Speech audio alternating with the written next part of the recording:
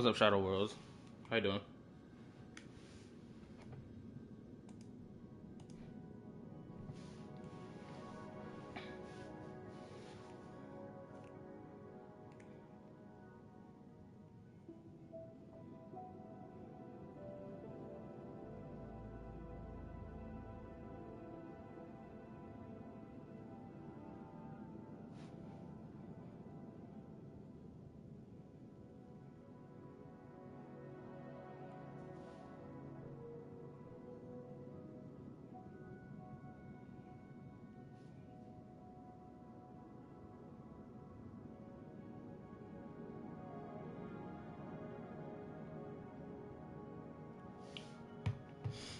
All right.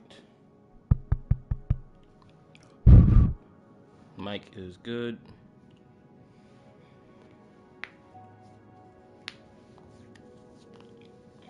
Link has been sent.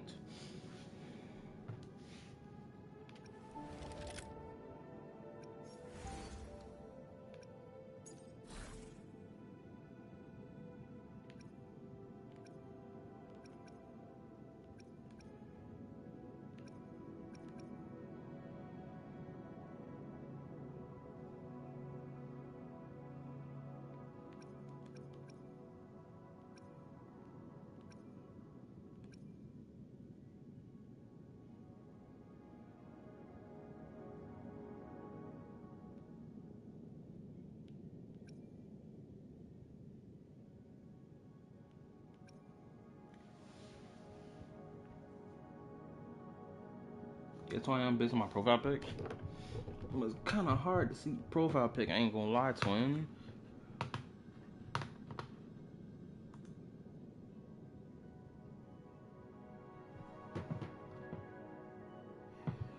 Is it Lynette? No, not Lynette. Lenny. Let me read. How is it so far? The story? The story is pretty good so far.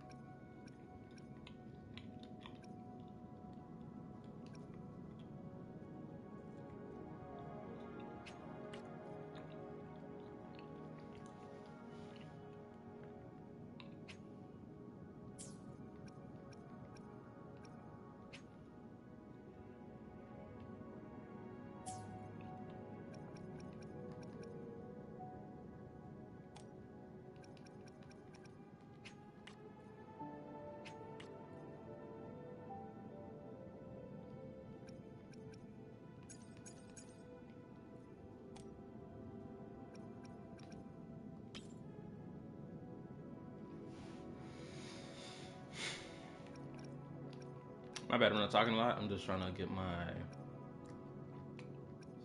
stuff together.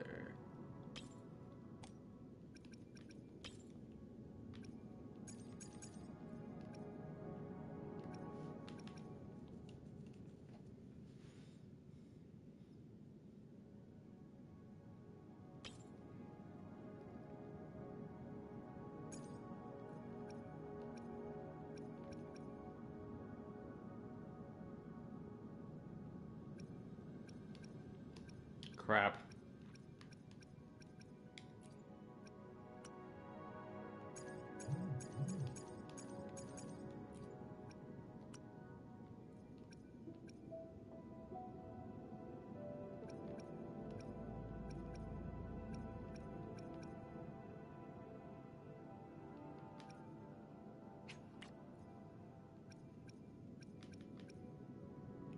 These niggas.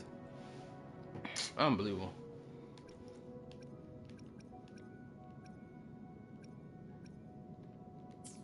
I guess that slot gonna be empty then. Where's the one with my crit rate on it? I'm gonna go ahead and just level you up.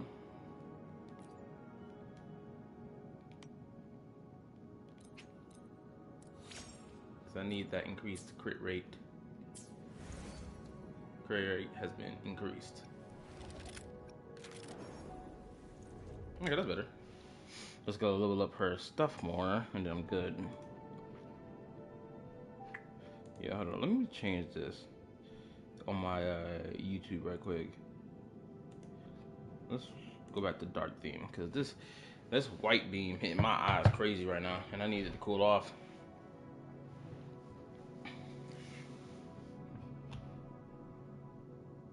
Okay, that's better. So much better.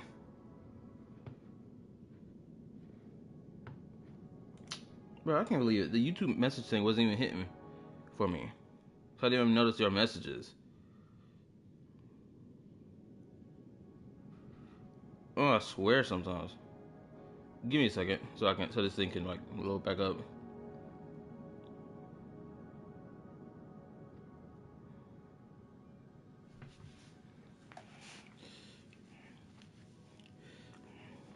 The faster this damn thing loads back up, the faster I can freaking respond to these comments. Oh, let me see. Hold on. By the way, long time no see. I've been gone for like a few streams. No problem. I'll probably reinstall it when we get better RIG. Get better RIG. The constant lag kind of irked me. Only in new areas for some reason. I'm pretty sure that's because the devs keep trying to like focus on like visual optimization, which causes like lag for some people when it comes down to their devices, right? Change team setup.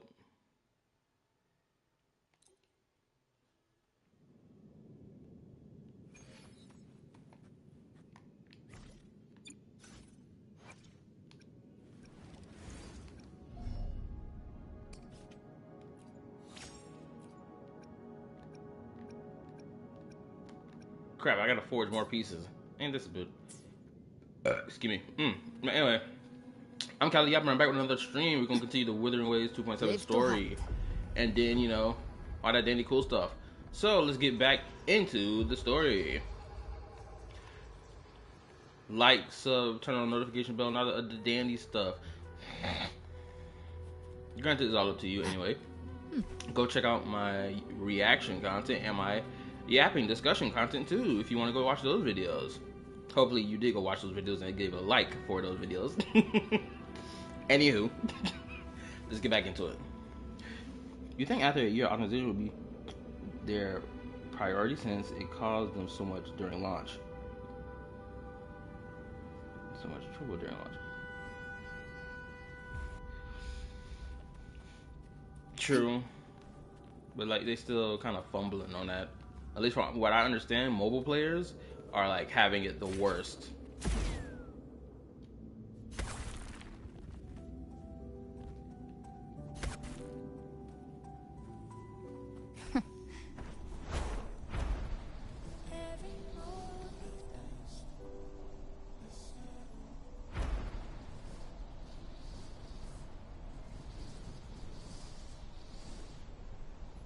Handy. Why am I flying? Acting like I can't freaking teleport.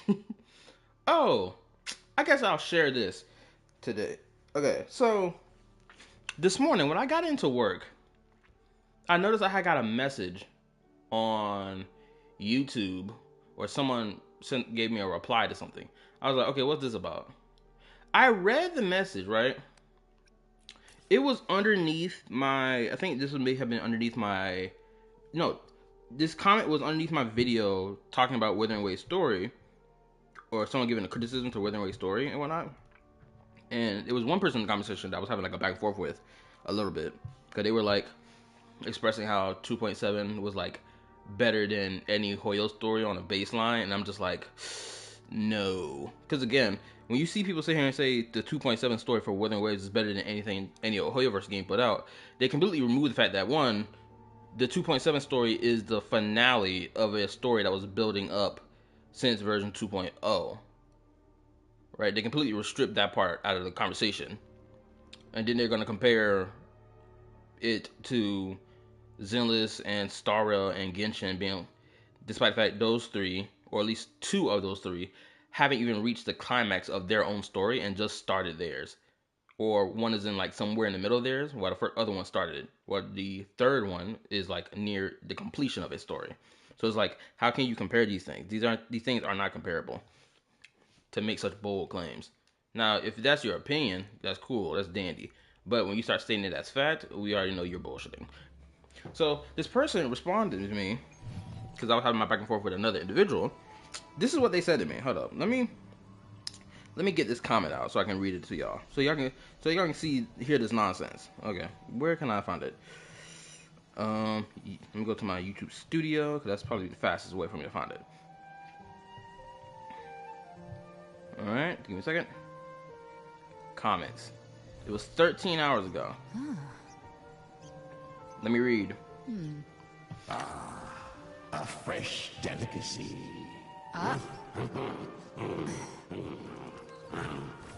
Back off. They really did make Galbrena the skirk of Genshin Impact. I said of Genshin Impact, my bad. They made Galbrena the skirk of Wuwa. That's basically what she is.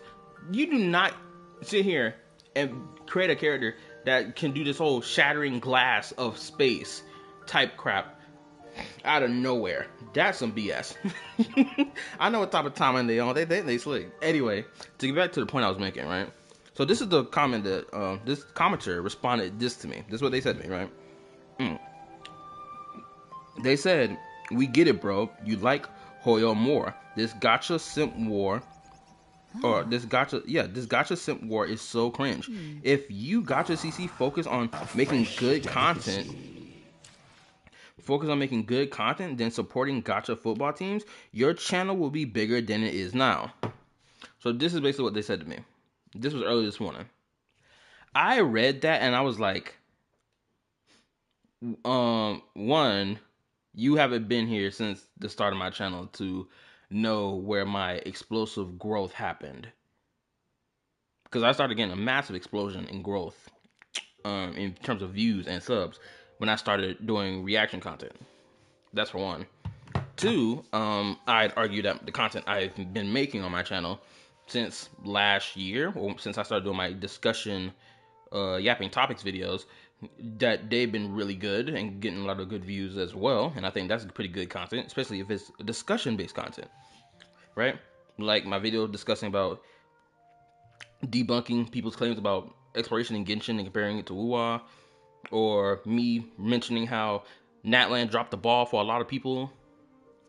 Two good videos. One video in favor of Genshin and being more neutral, while the other video being more critical of Genshin and also giving some nuance to it and not just blindly hating it for the sake of hating it, right?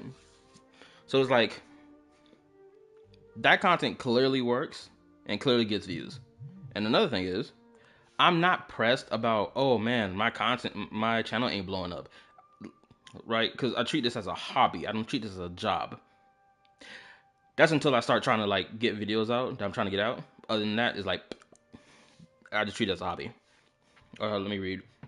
Yeah, what happened? Oh, I'm reading a comment that I was given early this morning, and someone was basically telling me that I'm being a shill or playing for whatever gacha tribalism football team, and that my channel would be bigger if I make quality content, which I do make quality content. I'd argue, but just like, cause like, hold up, let me read my response to them, because I know I gave a response back to them. I was like, oh yeah, this is my response right here. I said this to them. I do these reaction/discussion videos because I noticed how dishonest the conversation became as time passed related to these gacha comparisons. Also, this is my hobby, not my job. I'm not too concerned about slow growth. Right? Because I'm not really not that concerned about the fact that my channel grows slow. But I'm not going to say, like, I was about to go on a whole spiel about how my channel had this explosive boom once I started doing reaction content. I was about to go on that whole spiel, but I was like, nah, there's no need for me to do that. I know how the timeline of my channel. Shoot. Me and my twin, we were sitting here talking about, who got more subs on their YouTube channel. Despite the fact we didn't even post no content like that on our channels. My brother had like 30 subs. I had like 10 or less than 10, right? So I was like, bro, watch out here and get more subs than you. So that's why I started like, you know what? Let me start streaming my Genshin gameplay. Let me start making YouTube shorts. Guess what happened? I ended up blowing my twin bro out the water. The nigga is not nowhere near me in subs.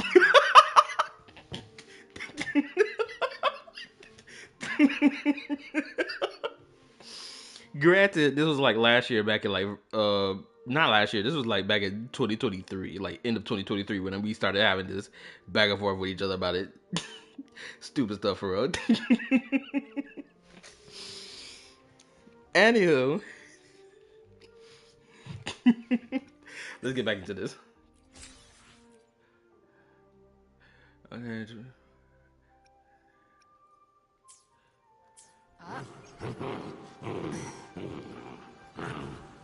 Back off.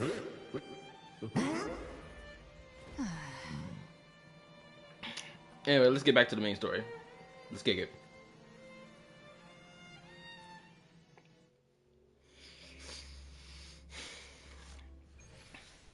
And I will say this: I do hate the fact that because of these whole terms of shill and bot being thrown around since the beginning, thanks to certain gotcha CCs. Y'all know who I'm talking about. Shoot, if I gotta mention by name, I will mention by name. You know, Tectone in particular. I feel like he was the one who really kicked it off. It was Tectone, and then people in response to being called shills or having their opinions started calling the other side bots for acting like Wuthering Waves was the greatest thing since sliced bread, and that nothing else can be better than it. So I blame them for this. Because now you can't express a disagreement of an opinion without someone calling you a shill or a bot. Or like when you call out people for like overblowing something. For like example, Genshin Impact. When it comes down to exploration in Genshin Impact, if I'm being honest with y'all, we all know, or rather, I'll just speak for myself. Y'all can give y'all opinions. In all honesty, when I hear people complain about exploration in Genshin Impact, it sounds like it's not actually because the exploration is difficult to do or annoying to do. It comes off to me as y'all just don't like how Genshin went about with their exploration, and now you want to sit here and say that, oh, they paid walled exploration, that you got to spend money to explore decently in the game, which we all know is kind of like BS if you actually spend any time playing the game, mind you, without a quote-unquote exploration team. Because I know people put teams together purely made for exploration. Me, I don't ever do that crap because there's no need for me to do that because I'm just playing the game. I ain't sitting here strategically thinking, man, what characters go great for an exploration team to then explore this area? Like, no. Why do that when they got exploration mechanics built into the game? When I can just use that. But anyway. Live to hunt. It's like stuff like that, and it's just like, it comes off as just feeling like, bro, y'all are overblowing shit. I'd understand it if like exploration in Genshin was like moving at an ultra snail's pace. Like even the whole sprinting or using stamina to get from point A to point B. Right? People sit here and act like stamina in Genshin just vanishes after one like sprint forward, and it's like, no.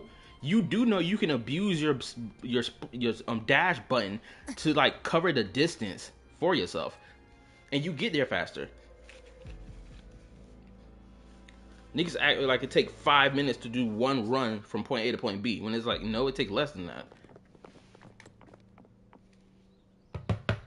It's too late, my lady. My mind can't be fixed. Save your potions for those who still have hope.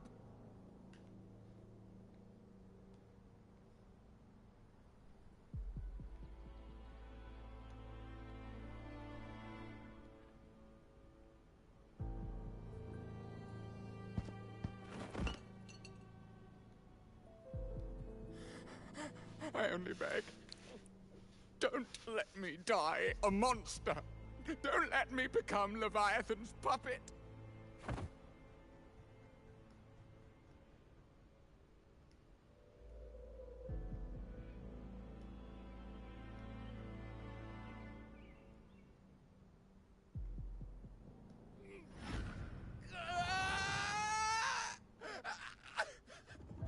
I see it.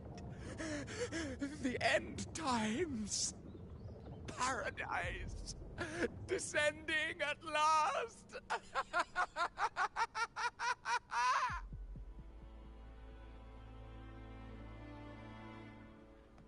Rover. She is... Why are you with her? First of all, go ahead, put that jellyfish down, girl. Why didn't you fulfill that nigga's request? The nigga was sitting here begging for you to end him so that he don't become a pet of homegirl. Like, come on. Or not homegirl, but pet of the Leviathan. You get the point. Like, nigga, put that nigga out of his misery. Which makes me wonder, does the rover have the ability to absorb the black tide and, like, cleanse it? Because I don't remember if they have that ability. No, they don't have that ability. Abby does. Well, Abby doesn't cleanse. He more like he just devours it. It's like people that... Well, let me read. Alright, so I'm walking home from work, so I won't be able to see the stream, but I'm going to be able to hear it, which is not the case. The game gives you ways to explore and move around during exploration. I play now like zero negatives until Mavwika. It's like people that complain don't play the game. Hold up. For everybody who's still watching the stream right now, do y'all know that niggas are now complaining about the new sandbox that's about to come into Genshin Impact in version 6.1? People are now complaining about the fact that you could complain about the fact that Genshin with the new sandbox are giving you or telling you that you have to pay money to get like certain skins in the battle pass. And it's like, did y'all know this? I'm seeing Glaive Keo made a video about it. This other content creator, he made a video about it. Saint Tontas made a video about it. And it's like, are we really complaining about skins? We're complaining about skins, cosmetics for a custom character sandbox thing where they legitly said, yo, just by playing in the sandbox or doing whatever quest in the sandbox will get you the currency needed to then get more outfits or get more cosmetic pieces or whatever crap, right? But now people are complaining about, oh, I gotta pay money for a skin. As if there aren't other live service games who make players pay money to get skins. Does Fortnite not exist? What about DLC skins for certain AAA games? The amount of DLC skins I've seen when it came down to Assassin's Creed exists.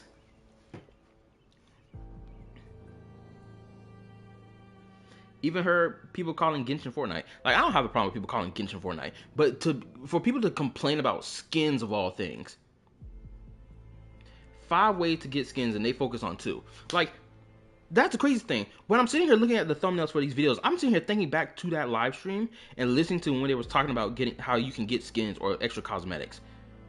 I was listening in because I was like, okay, if they only make it possible to get cosmetics only one way in this sandbox that they're about to implement into the game, then okay, that would be an issue.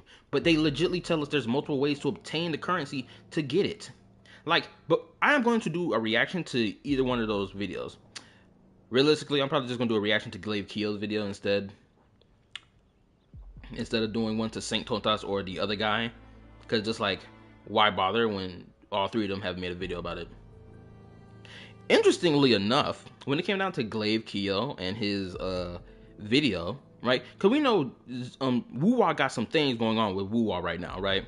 Lack of combat events, this, that, and the third, right? There's drama going on with Wuthering Waves and how the player base reacted to, or a certain section of the player base reacted to people complaining about version 2.7 and this, that, and the third, right? Or about power creep, or about HP inflation and stuff of this nature, right? I find it so interesting as I scroll through Glaive Keel's videos that he, at least over the last month, there is no video talking about any of that. But every other video, or the majority of every video that was been pumped out over the last month, has been nothing else but Genshin Impact related video about why Genshin Impact is made by the devil, basically. And I was like, bro, where your video at? You can sit here and tell me about every evil sin Genshin has committed. That's whatever, that's cool. But as someone that I know that you gas up Wuthering Waves to high heaven, and you also made a video a couple months back about how you shouldn't be comparing the Wuthering Waves community to the Genshin community, I find it very interesting that you did not make a video talking about how you had Wuwa bots acting towards content creators who felt that 2.7 was dry, which it is, in terms of content. Where are those videos? Because I promise you this, if I find out he doesn't make a video, if there's no video pumped out on his channel, and the next coming days, which it shouldn't have even taken that many days to even get a video such as that out, but like, especially when it's a hot button topic, he can sit here and pump out a hot button topic related to Genshin all day, every day. But when it comes down to Wuthering Waves, apparently he's not ready to make those videos. And it's like, bro, where is your videos at? Now, do I make videos like criticizing Genshin for every last thing it do? No. What about Hoyoverse as a whole? Of course not, right? Because it's pretty damn blatantly obvious. I don't feel like I need to make a video for every little thing Hoyoverse does, right? But to sit here and position yourself as a content creator who does that, but then you're not going to talk about the other game that you praise to high heaven and act like it's flawless, that's where me and you going to have an issue.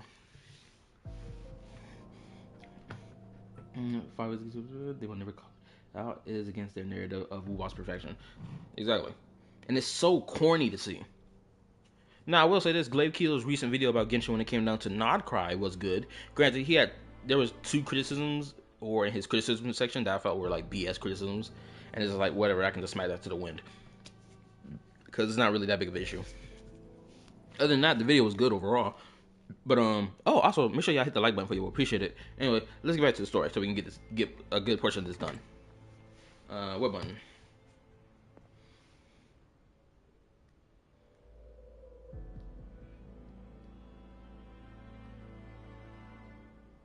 The Physalia bloodline's ties with Leviathan run too deep. Their ancient fears were the first to be awakened. This is the true horror of the evolved Darktide. It feeds on human despair, warping that frequency to form Tidespawn. Dante 101 Devil. Oh, where's the videos of criticizing Wu's story? Well, I haven't made one yet. Granted, I am thinking about making one for version 2.6 in particular. Because the Unipart 2.6 was trash in my opinion. It was actually, as I think about it, it's lower than mid. It's beneath mid. It's like average. It's like meh. Shoot, mid is a word. Meh is another description. Imagine telling people to play into a story for it to get good. That's like a weakness in itself. That's true. Because the story should have been good off rip. Your family's antidote can still cure those lightly infected. But for those whose corruption runs deep, like him, their frequencies cannot be reversed. Yeah, that nigga cooked. All we can offer is the dignity of dying as a human. Put that nigga in the dirt then.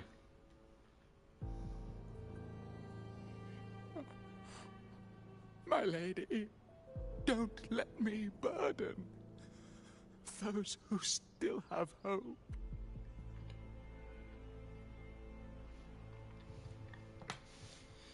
Well, hold up. Let me read this. Wait, hold up. Ain't gonna let it part. Let me see this word. Is Actus? Actus, the hero, hated you in that part and then magically forgot all about that. Now, I will forgive that if it turns out that Avidius is a creation of Homeboy. Or not creation. Of Cristoforo. Granted, Cristoforo can't create anything. He can only alter people's fates and their like story and information and shit like that. So, if he did suddenly forgot all that without his interference as a whole, or hold up, how can I phrase this properly? If Avidius's hate that he had towards the rover just magically disappeared without no explanation of like, oh, let's quell this beef first, and it just happens out of the blue, which is very interesting now I'm saying you're thinking about it, because when Avidius rolled back up on screen in this quest, when he first appears, there's no hate behind him looking at the rover being disgusted or whatever, like he was in the 2.6 story. He looks rather calm and chill. Because if he's acting like that because of bad writing and not because Cristoforo did something to him, then yes, that is bad writing. That's trash. That's terrible. But anyway, all right, I made it home. Nice. Good to know you safe. Now, I would ask that no one gives me any spoils to the 2.7 story. I done listed 5 spoils I got in like before I played it yesterday. But like, let's keep it underneath 5, okay? So let's continue. Matriarch of Physalia, I understand the cruelty of such a choice. If you cannot strike the final blow, allow me.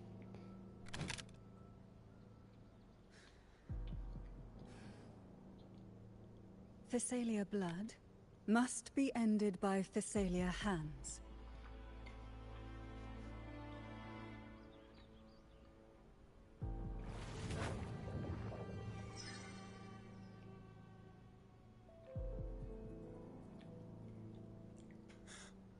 Thank you.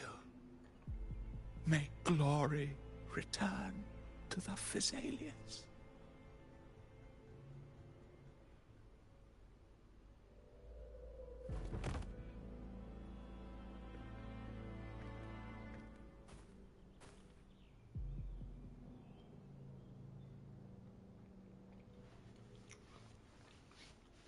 Everyone using the same body poses.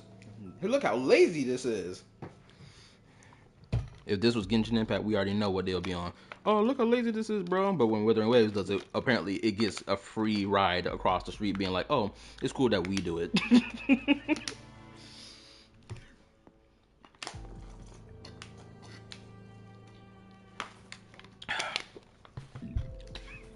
The dead rest. The living march forward. The Physalia will never forget its fallen sons and daughters. Shit, don't even get me started the amount of times I've done seen Rover reuse the same body poses since last stream. The amount of times I done see characters reuse body poses in this game is diabolical. And yet they have the audacity to sit here and try to paint it like a Genshin exclusive thing. Nigga, get out of here. Cartathea I'm over here screaming. remains secure. I need to be more Physalia quiet. Estate. But the divinity's statue began whispering in our minds. Then came the Tidespawn soon after. It was Leviathan's voice. Something has awakened it. It's very likely, Avidius. Right now, everything is riding on us finding him. That Septimontian gladiator. Our scouts saw him advancing into the depths of Thessalio Fells. Lady Cantarella! Rover! Reinforcements have arrived! It's a shame how you got sidelined so hard, girl. Why were you not present in the 2.5 story to confront Fenrico? They truly did you dirty. You are a devout Christian woman. And they sat here and didn't even touch on your faith as much as it should have been touched on. Shameful indeed. It's crazy as I was gonna pull for Phoebe, but I was like, nah, I'm gonna skip. I'm actually glad I skipped most of the Renacida characters. Not because I don't like their designs or like their gameplays, but it's more so of like, you know, saving my lucky coins when it needs time for my lucky coins. You feel me? I got Carlotta. I really like Carlotta. I got Gabrana. Really like Gabrana too. Hold the freak up. I just realized. Do not tell me that throughout the entirety of 2.0 of Wua, I've only pulled for gunslingers. This is kind of crazy. Last stream I was talking about how I like gunslingers, and I'm only just now realizing I only pulled for 2 characters out of the entire roster of Renacida that happened to be gunslingers. Oh man, this is crazy. Anyway, hold up. Let me read right quick. I know I missed some things. Hold up. Yeah, Wua gets the free badge. I mean, the free 20th badge. I have forgotten how Cantarella sounds. Hey, if it wasn't for all the glazing this game got, my eyes wouldn't be focusing on that kind of shit so much. Because she wasn't the banner unit. I would never forgive the devs for what they did to Phoebe's story, reduced to vacation with her. I regret not skipping Zenny. Chill, Phoebe. Chill, Phoebe gets to shine on the story. Oh, well, I'm back from being hit by a meteor. Oh, you survived it? Damn, hopefully your body's still intact, unlike that other girl. Also, if y'all watching the stream right now, hit that like button. Thank you. It's already. Attention! Deploy all acolytes to set up temporary resonance beacons. Scattering the light of Genesis will hold back the tide spawn. Why is she leading the church like she done got a new position? Hold up. I know this is cool and all that she's like leading them, but the problem I have right now, as I'm realizing, is like, when did you get such a high position to be telling other niggas what to do? The last time I checked, you were the one following orders. Did I miss something? Did something happen off screen? Did you take Fenrico's place as, you know, head of the church? Or head of the order? I need to know. Acolyte Phoebe, a cluster of tidespawn is marching towards the depths of Thessalio Fells.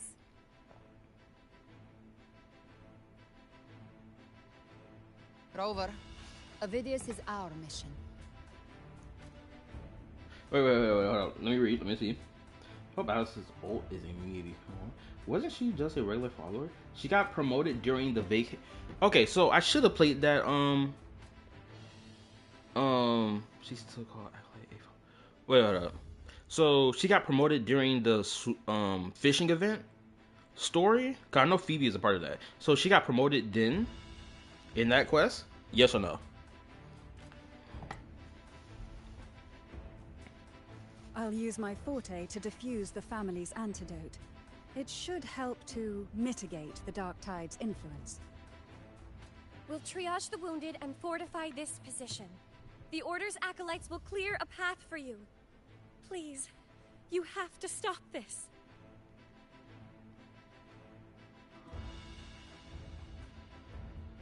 Whether the Sentinel comes or not, we are their will made flesh. We protect Rinasita. O light of Genesis, shield us. As we were at the dawn, so we stand today as the Sentinel soldiers.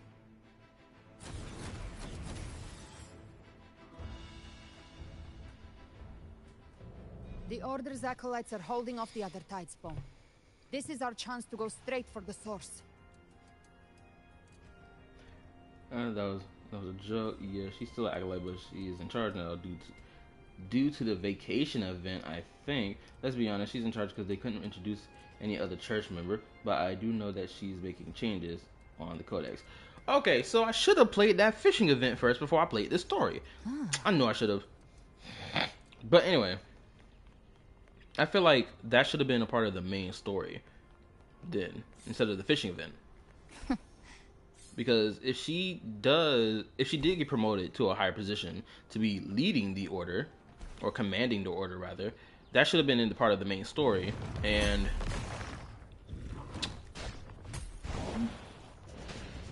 like that should have happened during the 2.5 quest with Fenrico and whatnot. Because like it would have been cooler to have her get that blessing or that permission. Gift Like, wrapped prey. Satisfied it would have been cool if she was given that permission by Fenrico himself, rather than, you know, whether any other way that she got it. Also, I figured out how Galbrano's gameplay works yesterday after I ended the stream. So anytime I jump into the air or like do the skip jump button, she basically starts like going crazy. I just need to build up more of that energy. I know this one skips and then which is freaking tough. She'll be effing autocorrected. Shit. I also remember seeing her in the world exploration, in the world exploring ruins. Later there will be the next Primus. Later in the will privacy. And nah, even if you did it, it's really not worth for the store. I'm looking pretty later in the Primus. The event was too long. I don't know what she's making charge of. Okay. Live to hunt.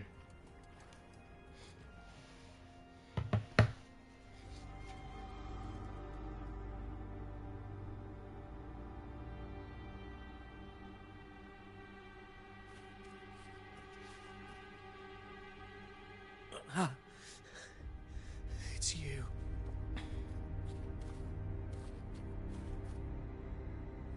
forgive me that you have to see me like this.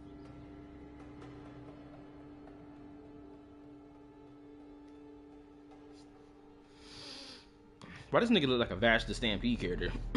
Not Vash the Stampede, I should have said Trigun.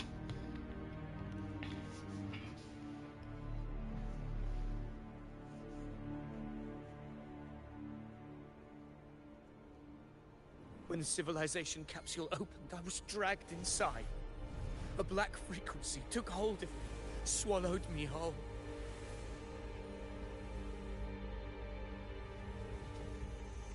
I saw Rinasita's beginnings and the memories of so many of its people. Oh, there's something I'm going to mention after this. I saw him too. Caligula. His face was like mine. He was my past and the future I am meant to inherit. Leviathan used the Dark Tide's frequency to force those memories into him. You said you became the master of your... You said you became the master of your own destiny. Yes. I once said that I would write my own story, define my own existence.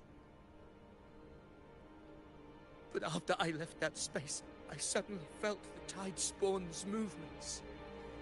They were converging on Thessalia Fells. I still wanted to do something, anything to stop the devastation.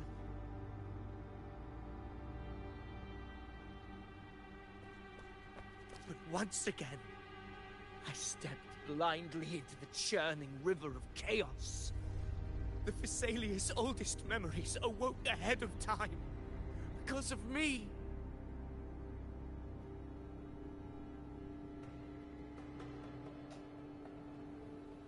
Countless Tide Spawn emerged in my wake. I tried to drive them back, but I overestimated myself. And was corrupted by them.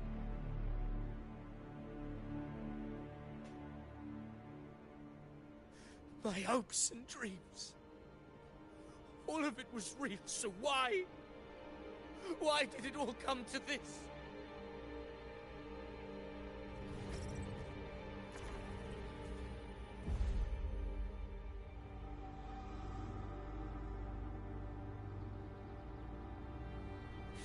From Septimont to Raguna, the blame lies with me. Perhaps this is the fate I could never outrun.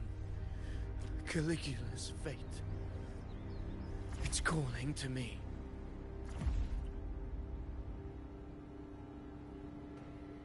Oh, he tweaking out. Damn it. His mind is being consumed by Caligula's memories. This is the role fate wrote for me. Fate decrees I become the Mad King. So why? Why should I reject its crown? I am the one who glimpsed fate itself. And now, I will reveal it to the world. This nigga got lost in the sauce. Who can truly know the might of fate? That is why I will become it. I will wear its face. That foolish divine mask no mortal can comprehend.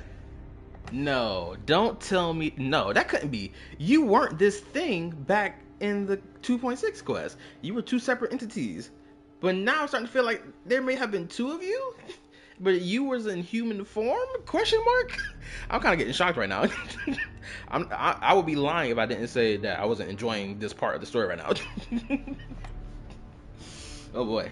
I am the king, bearer of extraordinary power, risen from the dark tides. I shall quiet the waters and still the tempest. I shall be crowned in glory with the blood of the old king. Ovidius, Unwritten one, I have no need for your pity. From the deepest dark, I rise against your purest light. Let us see which is worthy of a true ruler. If you believe he was once an honorable gladiator, then fight him. Let him remember who he truly is. I can write my own fate and rewrite theirs. I can quench their hunger or ignite their fury. I will tear down this wretched, false world and ride the only truth that endures for eternity. Death.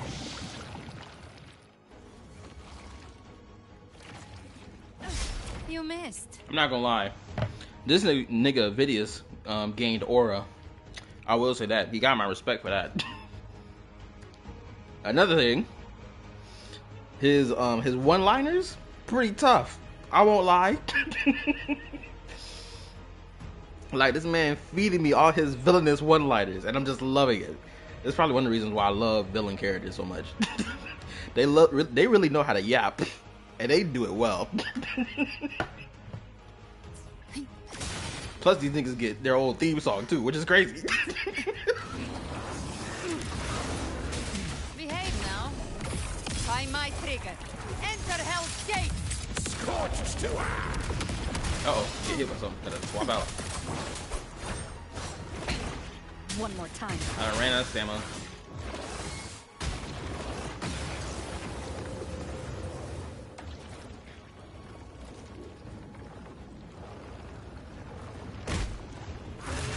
Keep it together. Come on, stamina, fill up. Last chance. If I stand still, maybe he won't attack me so much.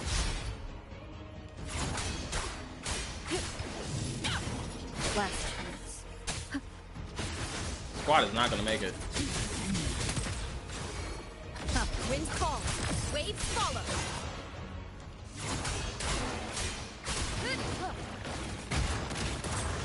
Lock on. Rise from Hellfire. More bullets for you. Devour. Bang. Ah, crap. Timing's everything. The wicked. You can Bitch, I thought I hit that nigga. Wind call. Waves. Wind howls. Unfettered by bounds. I once scorned the weakness of others. Now I see. My own heart trembles just the same. How pitiful. His attacks are slowing. His will is stirring within the dark tide. Don't let up. Your memories, your emotions, they were so right. Reach for them. Find what was your truth.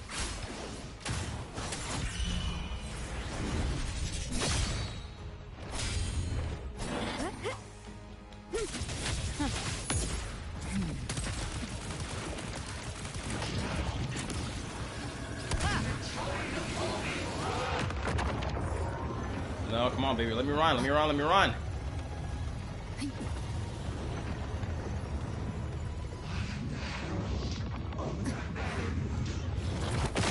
My last breath. Okay. shall never live. Hey! Lock on. Wind Finally, call. there we go. Waves follow. The wicked. Speak of the devil. I'll show you. The gates of hell. Avidius, remember who you are. Remember the man you wanted to become. I am human. Not one of these monsters. This will be my final glory. Oh, there we go. Honestly, I'm not gonna lie. I feel like they gave me the ability to survive the fight instead of dying, because I could have died multiple times throughout this fight. Remember the man you wanted to become. Bro, take that ult and Orphan while taking it.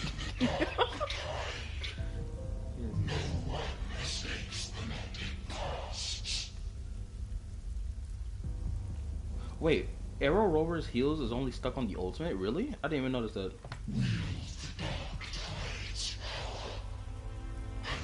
Why are you ready? Why are you ready?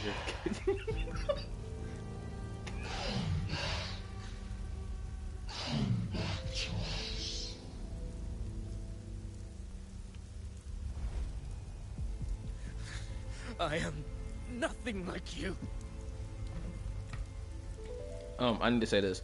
The thing I was going to talk about, it is related to Avidius and Dainsleif. Because I saw people start comparing these two. So I'll wait until after this scene and potentially the end of Avidius before I, start talking about it. How do you plan to resist us? There must be a way.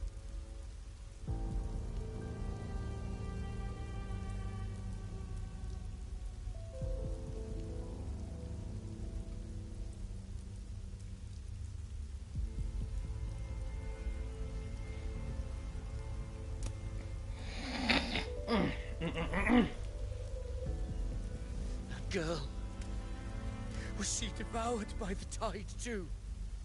The mole on the neck, I saw that. Wait! If you keep going, the dark tide will swallow you completely! I know. The dark tide devours everything. Assimilates everything. If I can't escape it, then I'll use it.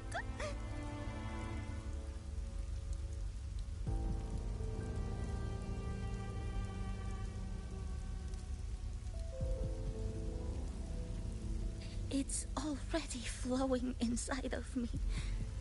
So why can't I turn it against them? Why can't I be the one who devours them? God, Brenna, aura farming, even as a youngin', is crazy work, twin. Also, I'm getting some hardcore Velvet Crow from Tales of Berseria vibes. If y'all played Tales of Berseria, y'all know what I'm talking about. If you haven't, go pick up the game and go play it. It's great.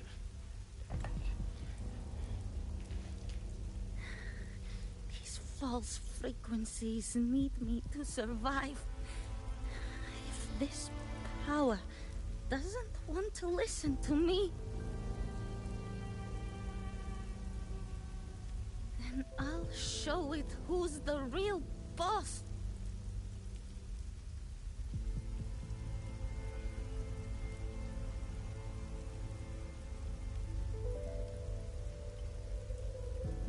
Fate may be loud, but I don't think it's that strong. I don't believe in it.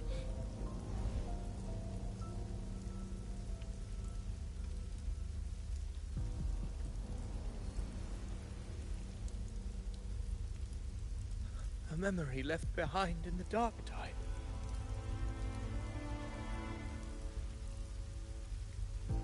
She's right. In this war against fate,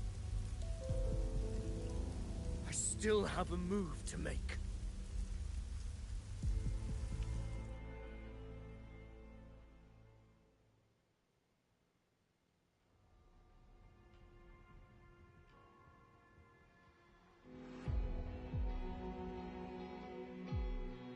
I want it to be a story that gives people hope. By my spear, I vow to protect my allies and crush the hearts of the evil. That's a wicked move, I will twin. absorb all of the tide spawn. Kill me and the calamity ends here. Avidius! There's no time! Discord Slayer, I saw your past in the tide. I know what you seek to do. Take my power and finish it.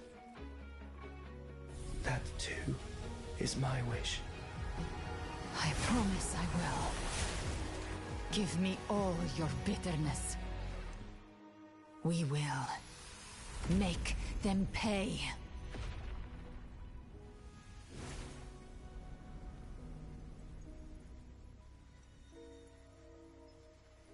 Pathetic as he was, in his final moments, he outran his fate. This Now, nigga. why greet our reunion with animosity? Before the tides of fate, we are all but players on a stage. How dare this nigga come in Aura Farm in this nigga's dying breath? You are a villain for real. That's some crazy work. Oh, man. A truly moving scene. A pitiful, doomed soul struggling to reclaim his fate in the final hour. Alas, his script was written long ago. In this scene, he was always fated to exit. So he still, followed his fate to the end. Avidius was your creation. Actually, okay. Let me click this part and then hear what they have to say, and then I'm gonna talk about the whole Dainsleif versus Avidius comparison that I came across.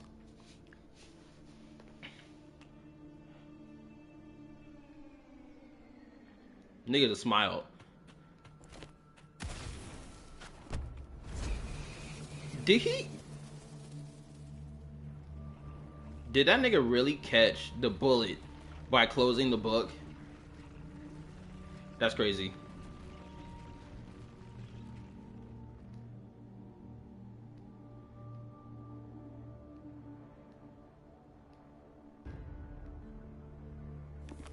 A lie told often enough becomes the truth. Weave memory, history, experience, and you can craft a man who exists in the minds of others. So that's kind of like, oh, you know what? There is a comparison I can make to Avidius. If anybody here has ever watched Fate Unlimited Blade Works, you would know which character I'm about to refer to. Now, in Unlimited Blade Works, or Fate Stay Night Unlimited Blade Works, there is a character who is assassin, I believe. He is a samurai. He guards the stairway up to the temple where Castor is.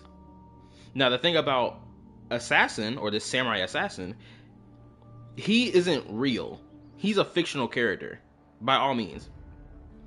Right? Because the legend that he was based off, or that he was supposedly the individual of said legend, he was able to like cut a sparrow by doing 3 slashes in one move. Now, they never knew who the name of the individual was who did this. They just know that there was a man whose sword skills had the ability to do this, and he just so happened to match the description.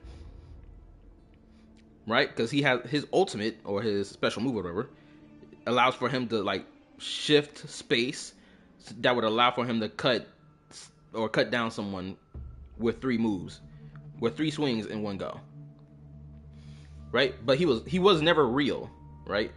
He was never a real person. He was a fictional character that manifested because since he was a legendary hero and he's just so happened to match the description of the individual who was said to be, this guy named, I forgot what his name was, the guy, the individual whose name was a part of the legend, but like he was just a swordsman who matched the description. He never had the name of that assassin or of that legendary individual. So he kind of had a name placed upon him despite the fact that individual wasn't him. Right? So he essentially was a fictional character in all sense. Kodaki, was that his name? I can't remember. But like he was fake in all sense. He was a fake person. So this is similar to what Avidius got going on. He essentially was a fake nigga to begin with, but not in no disrespectful type of way, but more so on some technical type of way. But to become truly real, that path was still far off. I merely gave him form, a mask of flesh and blood, fit to walk the world.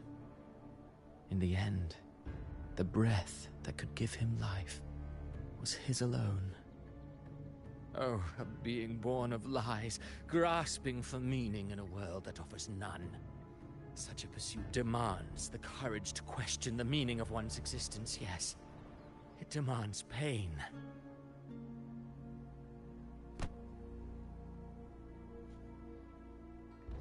As creations go, you're rather heartless. Have you no compassion for your own creations? Okay, so he can create things. Okay, so I was right about that. Anyway. Okay, I think now is the point that I can now talk about the whole Avidius comparing to Dainsleif thing. So Sasaki Kojiro, I think was his name. Yeah, that was his name. Kojiro. That was the assassin's name. Thank you. To get back onto to that topic, okay. So also I think my YouTube is lagging like a mother effer right now. Because the fake assassin from Fate, right? Yeah, that was him. Also leave a like on the stream. Thank you, appreciate it. Okay. So to get back to the comparison thing, so I saw a community post today that was made 2 days ago by the Nigerian Perspective. Now, Nigerian Perspective is the person who makes the whole gacha content related between Wuwa, Genshin, and whatnot, right? And he touches on topics related to both games. So he made a community post 2 days ago, and it was basically like, actually, I screenshotted it so I don't forget what exactly he said. Hold up, let me pull it up so that I can read it out for y'all. Give me 1 second. Come on.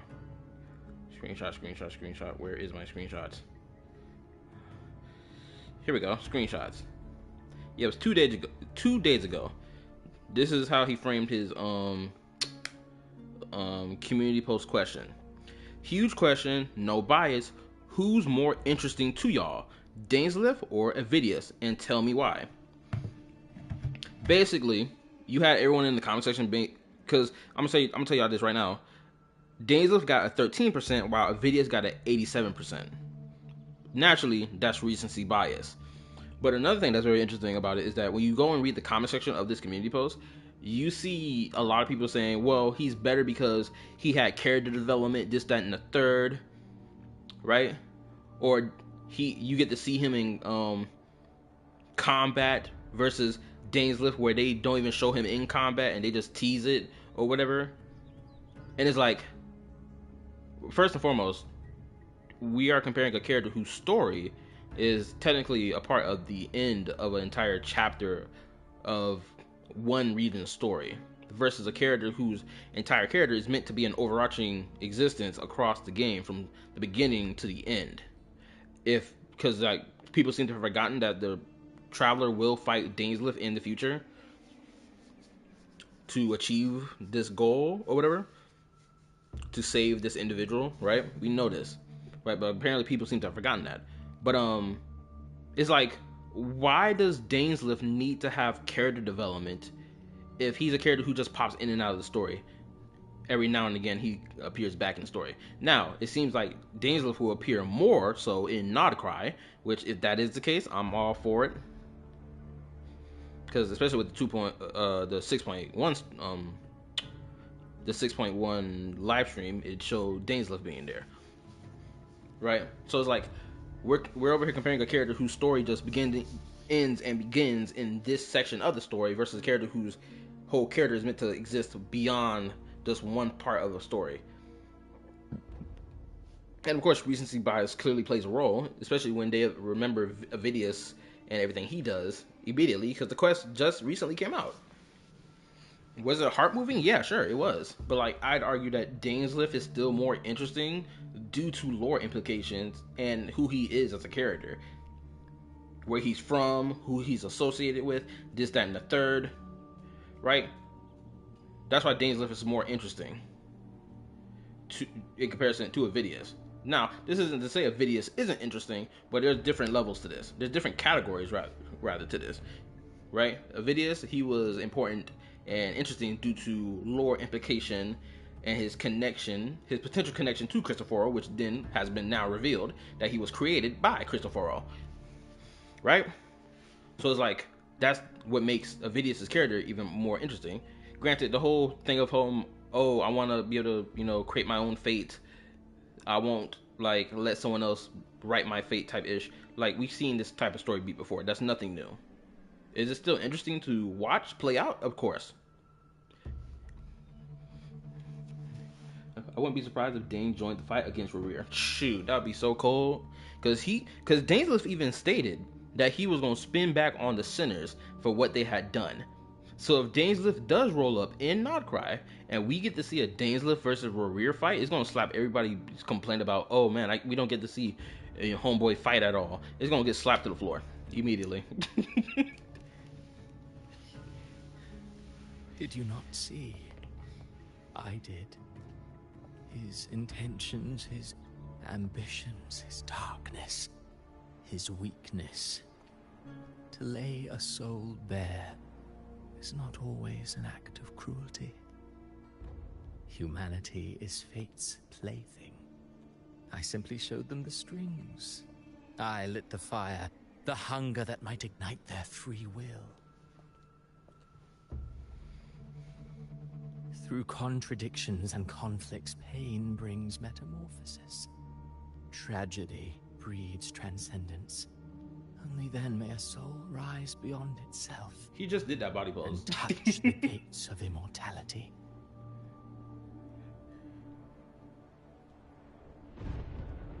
Oh, damn. Should you still insist on my cruelty? Well, high praise indeed. At the very least, it proves this story has stirred your pity and fervor. That alone earns you the right to read through to the final act. Go then, to Septimont. The curtain is drawing. There I shall rewrite Rinasita's fate, with the dark tide as my ink.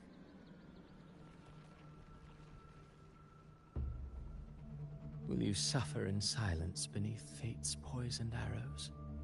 Or rise to defy this world's endless trials? I, too, await your final answer. The way he's talking, he almost makes it seem like there's some device or some grand plan that shackles humanity. Ruin to Rinasita. You think you're just walking away? He's not even there. Ah, my stage lies elsewhere. In this scene, I am but a herald. But since you're so eager, I'll leave you with one final clue. I've never had much fondness for overwrought dramatic irony.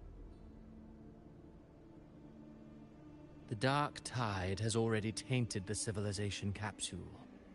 It no longer requires the Threnodians' authority to be opened. Just a single drop of the tide's nectar will suffice. So tell me, how could an existence born of the dark tide ever serve as its anchor of reality? Be forewarned.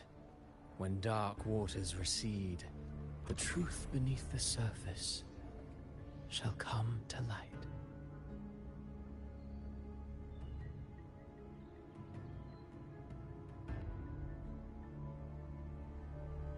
He like that look in her eye. He a fiendish man.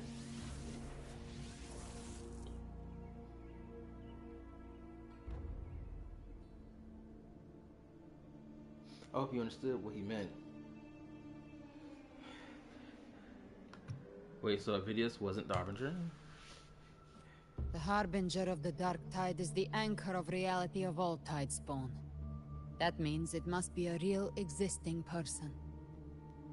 When I was absorbing the tidespawn, I felt it. Avidius was also born of the dark tide. Then why didn't the light of Imperator reveal his true form? Because his intentions and words were real. He may not have shone as brightly as the sun, but in walking beneath its light, he still caught its glow.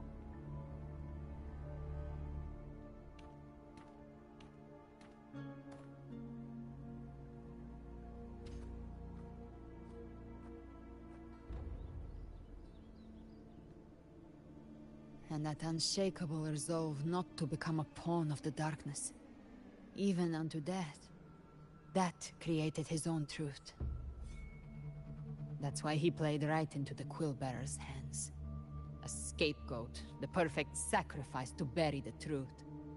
All his noble wishes were twisted. Such cruel irony can rot for all I care.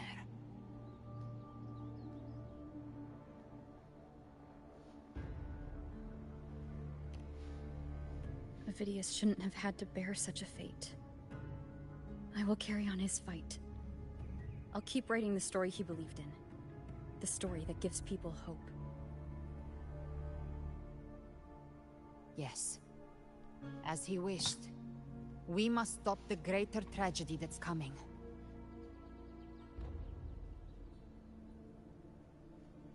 His spear disappears after this scene? That sucks. This is important. This is supposed to be an important landmark. Why would they make it disappear after this quest is done? That's weak. Also, now I understand why the 2.6 story sucks. Even more so. Not the entirety, but the part of it. Right? They introduced the whole concept of the whole chaos and the realm of chaos or whatever, where existence and non-existence exist, so that they can sit here and implant this whole the anchor of reality thing, which they use for Rover and which is how we got back, right? So they're using it in this instance to refer to how the harbinger of the dark tide is a real person who exists in reality, who acts as the anchor of reality for the tide spawn. That's the reason why they mentioned it in the 2.6 story with But I feel like they didn't need to do what they did with and Rover in order to achieve this. It feels like something like that should have just been a part of this story as a whole, which I feel like this is one of the reasons why I guess I don't like the whole breaking up the story in one part and two parts over the course of an entire month. I think I'm starting to not like that approach because since they do that, all the information related to these characters and like lore and these concepts of this, that, and the third, to me it starts disappearing from my mind.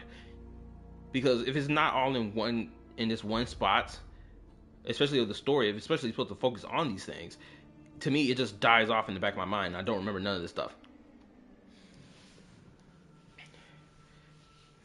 Because if they had just done it all in one go, I probably wouldn't have forgotten such important key pieces of information that we've gotten over the course of the 2.0 patch. In particular, everything since version 2.4 till now. Because there's a lot of pieces of information that I've forgotten.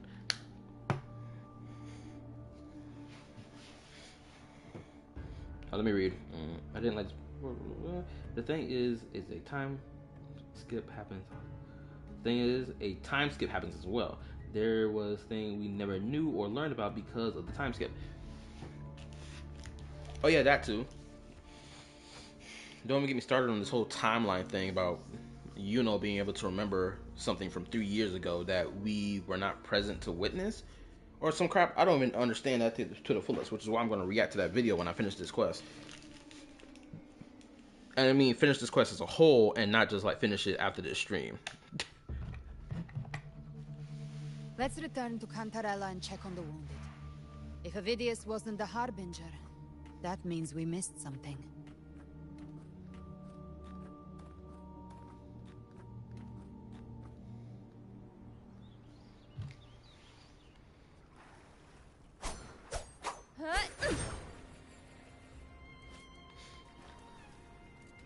It's still weak that they really decided to bring up the whole concept of the anchor of reality, but then, my bad, I'm gonna refresh my computer because it's telling me 9 people are watching the stream and my YouTube is telling me only 7 are watching, so clearly something is wrong. So let me refresh my laptop just in case, because I'm pretty sure there's some messages y'all probably have sent to me that I missed.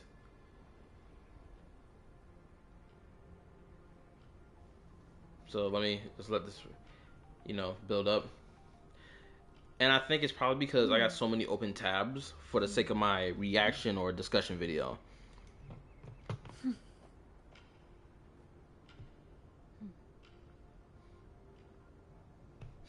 All right, let me read. Okay. How long you be streaming to, and also you want to do a quick VC after the stream, of course, depending on whether you in the stream. I'll probably play for about 30 more minutes because, you know, job says, oh, we gotta come in a whole hour early, so it's like, yeah. The Tidespawn have fully retreated. The situation around Thessalio Fells is improving. Seems like the Order has already transported most of the wounded to Averado Vault. But as for the rest, the scars Leviathan left on their minds still need time to heal.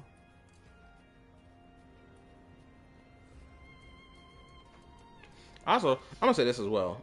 This act of Renacida, it feels like the fourth act of Natlan's Archon Quest. I'm not gonna lie. With this full-scale assault from the Dark Tide or from the malevolent forces of evil and whatnot. That's what it feels like to me. Granted, I would still say Act 4 was better. Or rather, it's going to be kind of hard for the story to contend with Act 4, in my opinion. I'm so scared.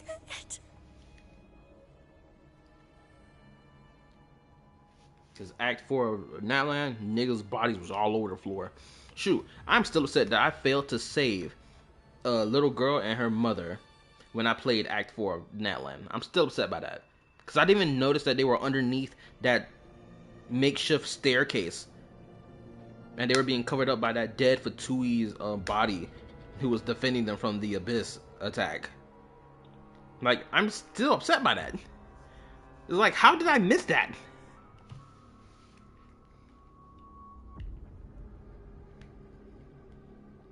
Oh, it's you, the great hero Rover.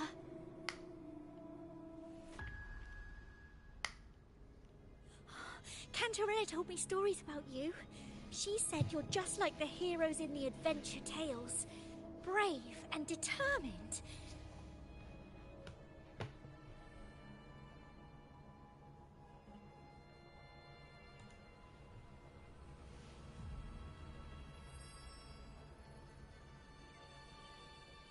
Uh-oh. All these niggas is fake. She can feel it. But you can't save everyone. Rover out here getting caught lacking. Don't go. Don't leave. Don't abandon us. Carthea? No way you gonna fall for this. Oh, dang, that's even crazier. Mortals need salvation. Mortals need unity. Well, at least the thing I mentioned in the previous stream is kind of happening. Righteous one, open the Ascendant gates for me.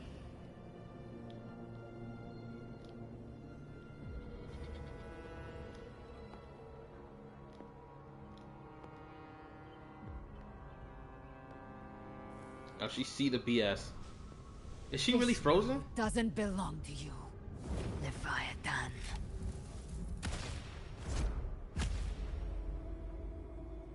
Chimera!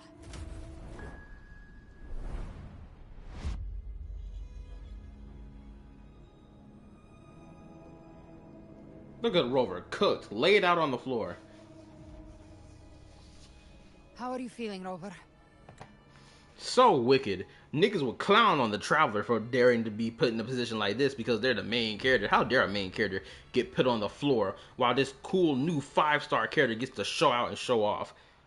Oh wait, they're doing it in Wuthering Waves right now, aren't they? With Galbrenda needing to save the Rover because the Rover apparently succumbs to this nonsense. Man, oh, I swear, people, ooh. This whole comparison game people love to play is so crazy to witness in real time and see the very thing they sit here and complain about happen on screen. Niggas love to talk about themselves, oh, the Rover, the main character. He should never be put in a position where they look like an L character in front of the new limited 5-star character, yet it just happened. Ooh, I swear niggas piss me off. I swear they do. I swear on everything. Genshin Impact does anything similar to this? People get up in arms talking about some L main character. Wuthering Waves does it. No one talks about it. Ain't it crazy? I must be living in the Lululand around here. Stand down.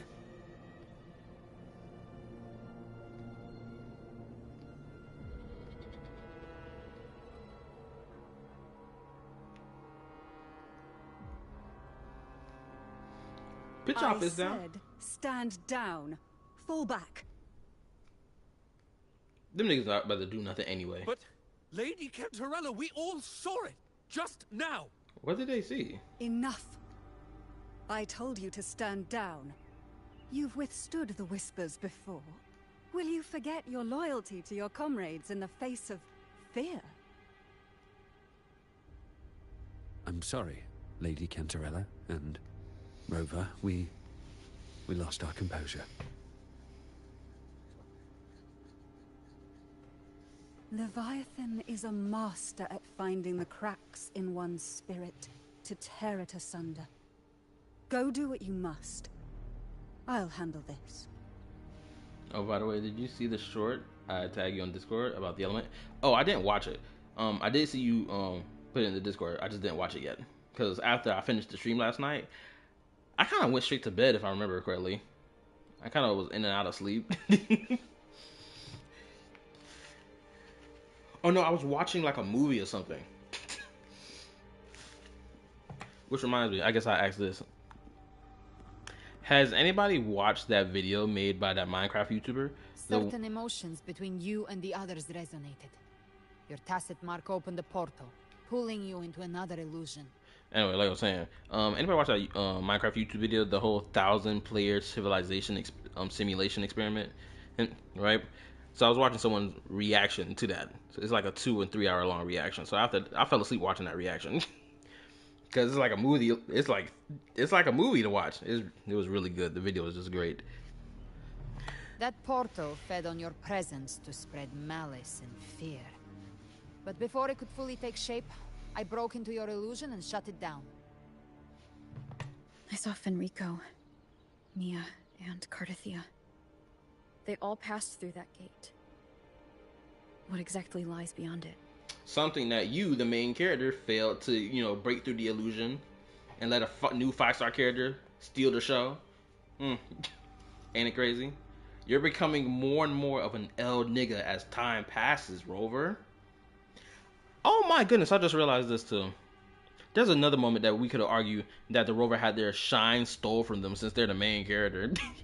When Lupa fought Mia one-on-one, they could have easily just let the Rover do that.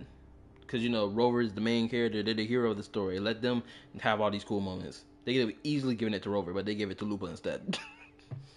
Not that that's a bad thing, because, story reasons why Lupa had to be the one. But nonetheless, I know there's probably some people who are thinking, man, why they had to take this cool moment from the main character? That's the realm Leviathan created. The journeying paradise. If those gates open because of me, then does that mean... Avidius was Cristoforo's decoy. He planted that decoy in Septimon for years. When the waters recede, the truth shall come to light.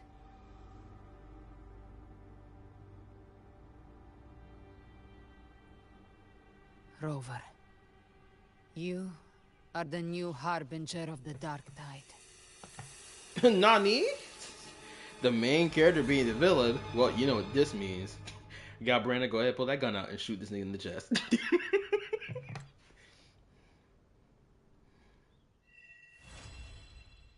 Wait, what? Oh, gotta screenshot it.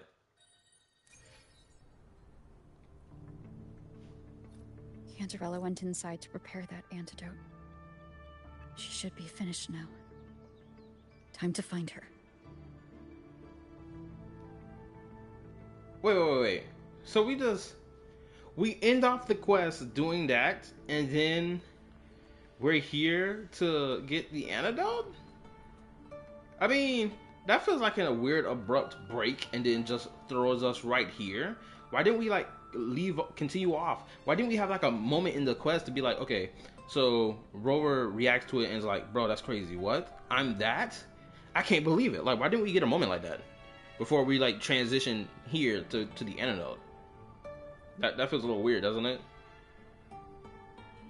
Like, even Genshin Impact would have at least given me a scene where these characters are discussing about this revelation before we just go to the next objective, right? Dang, Rover is a harbinger. Well, time for Rover sibling to come in and search for its harbinger sibling. Ever armed, ever burning. I will say this, bro. If male Rover were their own character and not just the male version of female Rover, that potentially would have happened, right? Withering Wave's story would just have been the prologue to male Rover's story, basically. This whole landscape would be completely different by the time male Rover started their story, and this, that, and the third. Also, damn girl strut. Oh my goodness, one leg in front of the other. Thigh. Why am I only just not noticing her thigh highs? Also, leave a like on the stream. Thank you, appreciate it.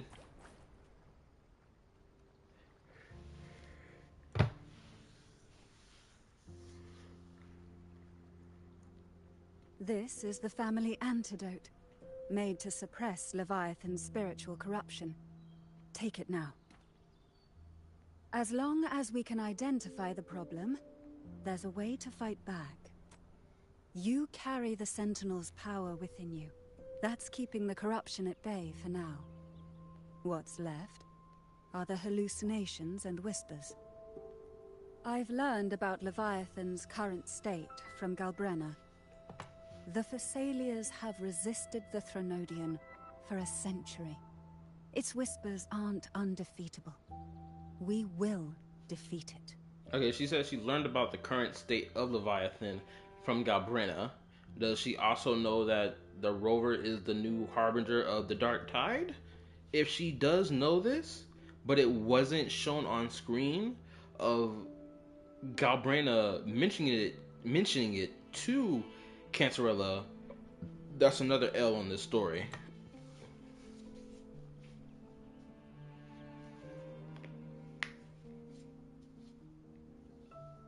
So this is the worst case scenario you warned me about. You must have suspected something for a while now. I still find this hard to accept.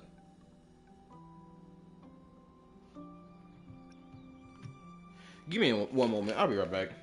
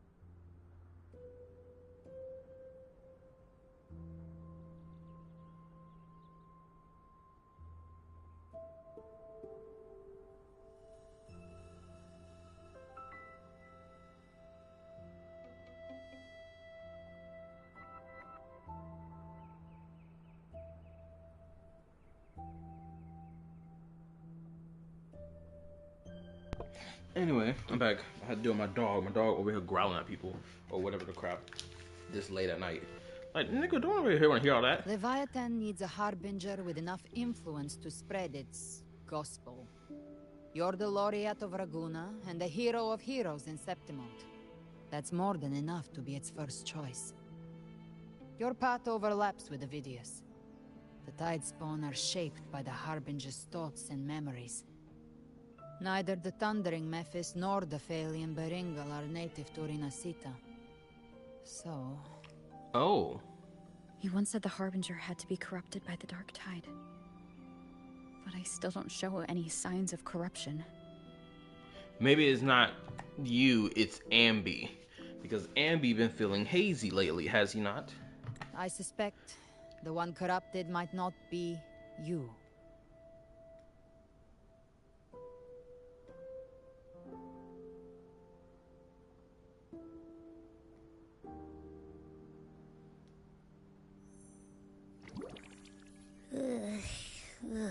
The Dark Tide, huh? I ate some back at the hunting grounds. It tasted kind of funky. It made me super sleepy. Ever since then, I've been having the weirdest nightmares.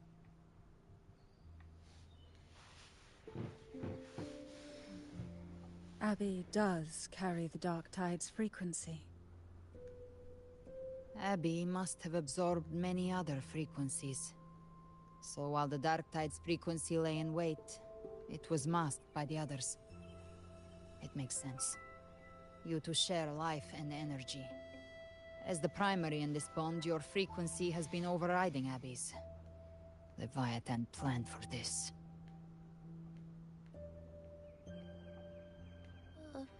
Rover?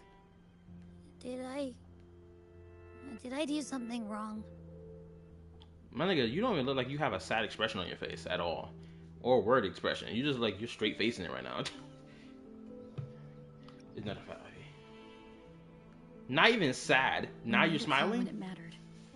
I asked you to absorb the Dark Tide. I couldn't have known what it would become. You didn't do anything wrong. She's wrong. She's lying to you. You did. See. Well, I can go hungry if I have to. But you better not get hurt. How about you do and save them then? How about that? The real threat is Leviathan.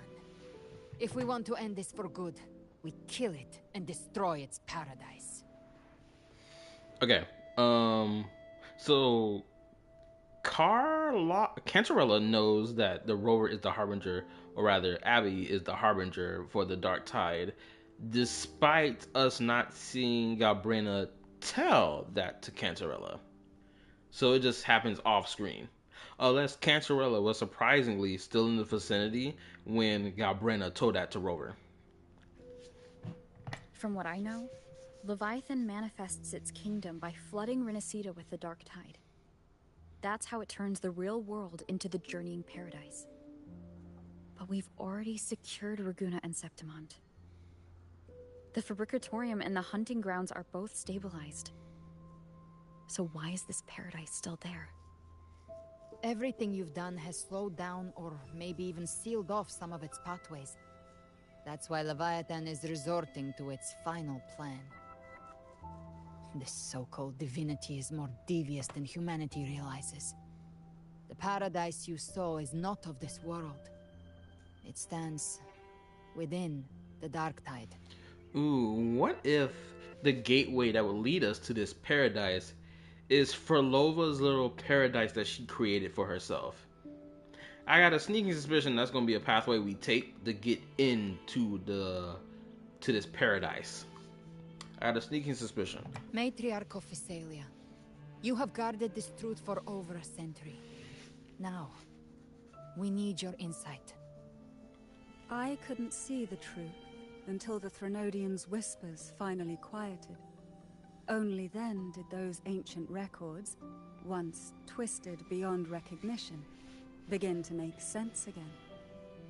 Leviathan was born from the shadows in our hearts, from our longing to connect and belong. It took the shape of a sea creature, because nothing frightens us more than the deep. It used faith to spread a spiritual plague. All the while, it has been feeding on our pains, fear, despair, sorrow. Our ancestors believed Leviathan survived by absorbing these emotions.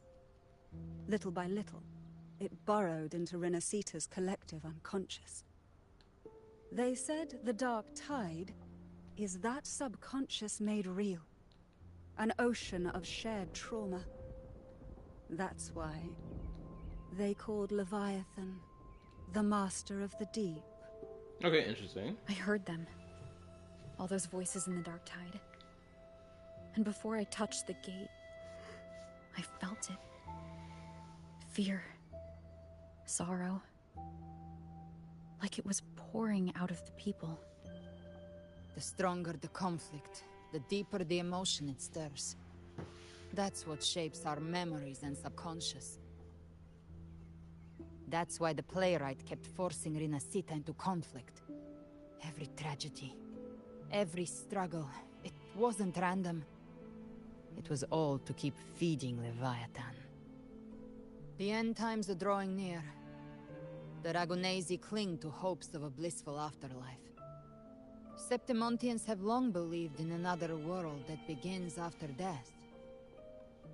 Leviathan may have drawn from these subconscious beliefs, aligning with those desires to fabricate a false future and afterlife within the dark tide. The illusion of the journeying paradise. If that's true, once the people's belief in the end times reaches its zenith, their consciousness will align entirely with Leviathan's vision, like Gilberto, and the others who were fully corrupted. Damn. This is what happens when you let the devil whisper in your ear forever, and whispers in everyone's ears until he's like, ha, I got all y'all niggas fooled. Y'all niggas thought y'all was gonna go to heaven. No. You're gonna go down here in hell with me. You're gonna be here with me in my paradise, in my kingdom. This is exactly what this is. Blatantly. Granted, it wouldn't really be the devil himself. It'd be one of them other high-ranking demons. And I'm pretty sure one of them is just called Leviathan.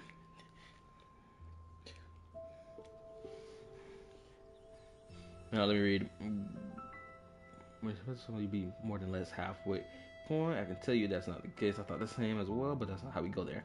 That's what happens when they don't listen to me. Its power of assimilation will grow stronger, until the line between imagination and reality vanishes. The journeying paradise will descend upon the world just as before. When it does, every soul in Rinasita will be unified under its control. No thoughts, no will, just blind devotion. No different from the Tidespawn. So how do we fight Leviathan?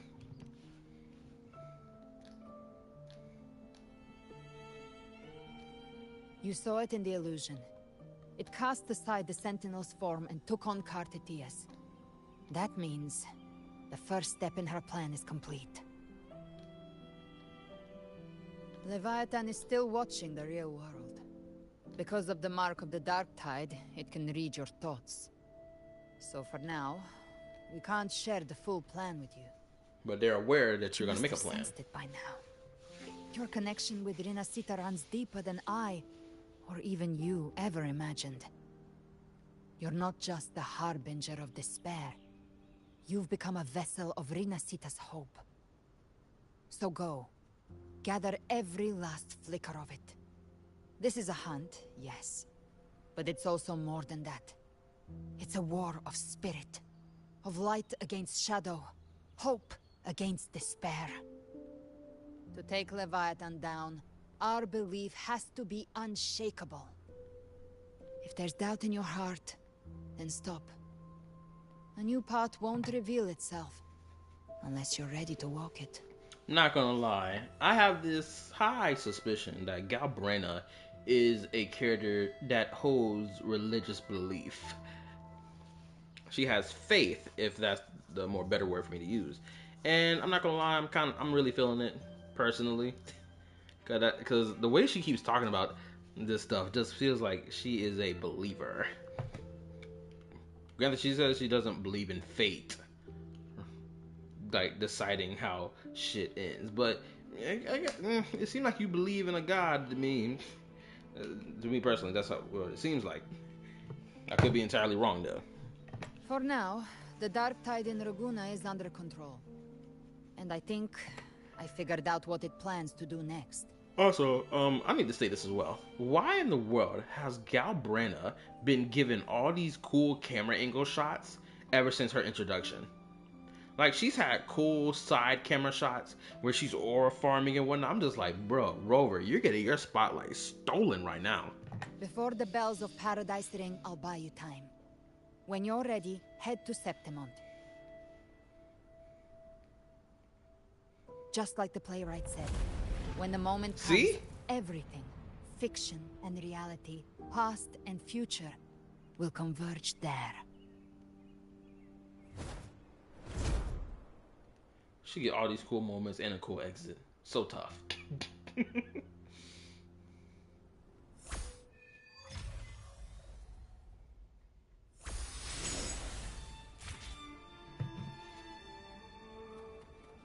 We'll talk to you first.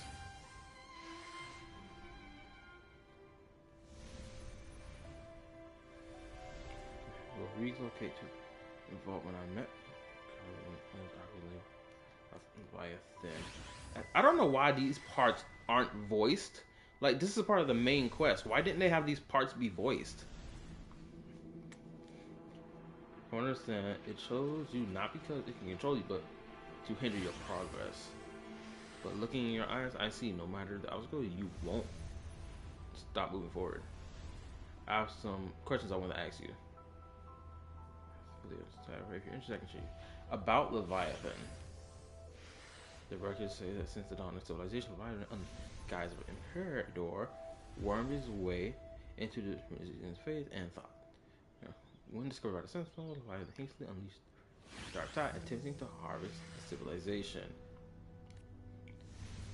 In that battle, it was simulated by the Thenodian, but in doing so, bound Leviathan, entrusting the lantern filled with their power, the first relic, to the first Primus. The calamity was quelled by Napoli II, but Thenodian's poison left deep scars on Laguna and Septimont. Since then, every Primus has held the oath of silence to hide the truth. The people once worshipped the Thenodian. To hide the truth that... Wait, to hide the truth that the people once worshipped the Thenodian. The word "that" is not present in this sentence. Somebody clearly messed up in the localization team. Anyway. And yet, even in chains, Leviathan used Twisted Fate to spur conflict. Suffering, turmoil, and struggle that followed all continued defeated. There we go. About the Dark Tide. The Dark Tide of this world was a calamity wrought by Leviathan's hand, but the heads of our family have long suspected that Renaissance have always harbored a spiritual Dark Tide. It takes root in the shadows deep in the valleys of our fears. When the Thenodian draws forth enough anguish, it may call a dark tide into being, and the terror of calamity it feasts. My bad, I'm reading it out loud. I just feel like I want to. That's all. I'm not sure why, but it was a bit annoying since it's still related to the story. Because she's... Okay, let me read. Because she's the Bayonetta / Dante Abuwa, why wouldn't they give her all those angles? I'm not sure why, but it was a bit annoying since it's still related to the story. Oh, that's for referring to unvoiced characters in the main story. Alright. And the witches once planted an idea in our mind: the Dark Tide is fate, and Leviathan its keeper. In hindsight, perhaps it was not so far from the truth. Our collective subconscious flows endlessly through the Dark Tide. By day and by night, Leviathan lies hidden in its depths, weaving unseen changes delivered to us through our dreams. When those altered bits of us rise to the surface, they slip into the waking mind. Our choices and actions were then guided by a will without form. I fear Leviathan has reclaimed full control over the Dark Tide. Our every thought and feeling may now fall beneath its gaze and bend to its will. Cabrera and Cartagena hesitated to reveal their full plan, and perhaps this is why, as she said, only an unshakable will can stand against Leviathan. about the Harbinger of the Dark Tide. The Harbinger of the Dark Tide is chosen by Leviathan, an anchor of reality that summons the Dark Spawn. A vessel, too, for spreading its gospel and gathering its sustenance. The Harbinger is condemned to wander the Dark Tide's illusions, and as the Dark Tide sees deeper, the boundary between dream and reality begins to unravel. In time, they may mistake the living for monsters, or even strike down those dearest to them in illusion. Tragedies born of confusion. To others, and even to themselves, they may come to embody malice and fear itself. If they surrender to that fate, the Dark Tide will devour them whole, leaving behind nothing but a puppet. The records speak of harbingers who resisted until the end to spare the others from great harm. They each made the same choice, to take their own lives. Rover, you know there must be another way. We must bring an end to Leviathan. About Carthethia and Gabrina. Carthethia's condition can only be described as death. For now, we must accept that truth. Gabrina, oh wow, she just glitched. Y'all saw that? She just glitched back into position. And also, her facial expression hasn't changed this entire time. She's been straight facing it the whole time. Gabrina confided in me, though only in veiled strokes, her intentions. In truth, I know no more of her than you do. I only know that she bears the rare ability to move between this world and the Dark Tide's illusions. It was through that gift she was able to pull you back. What I saw in her eyes was unwavering focus, the kind of resolve found only in those who have truly stood against the Dark Tide. But in those depths, I also saw a blackened will, absolute, heedless of means or cost. I wonder what crucible of blood and fire shaped it. Thankfully, those flames are not aimed at us. Her sights are clear. She simply waits for the moment to pull the trigger. To us, she is an ally worthy of trust. Should danger arise, you may trust her with your back. I'm preparing to leave for Septimont. I understand Septimont's call for your aid even now. As Gabrina said, we must gather every last flicker of hope. We will stand with the Montellis and the Order to face this crisis in Reguna. This front is ours to hold. If your strength wanes, do not overburden yourself. Safe travels. Okay. So now with that done, I'm not going to continue the story now because I've already reached 12 o'clock. I said I was going to end the stream here.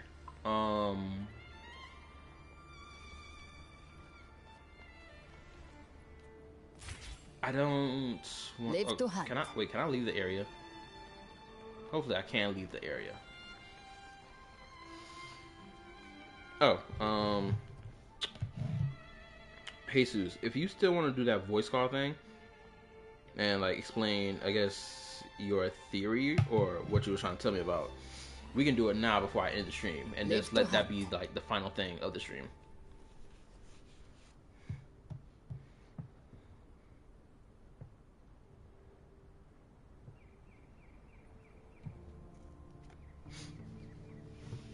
Up to you.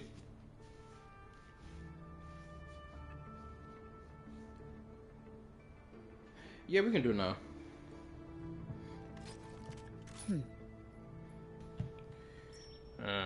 But I would have to turn down the volume of the game first before I do anything, because like the volume is like mad loud. Okay, that should be good. Because I don't want, your voice being muffled out by everything else. Alright, finish that. Put that back on.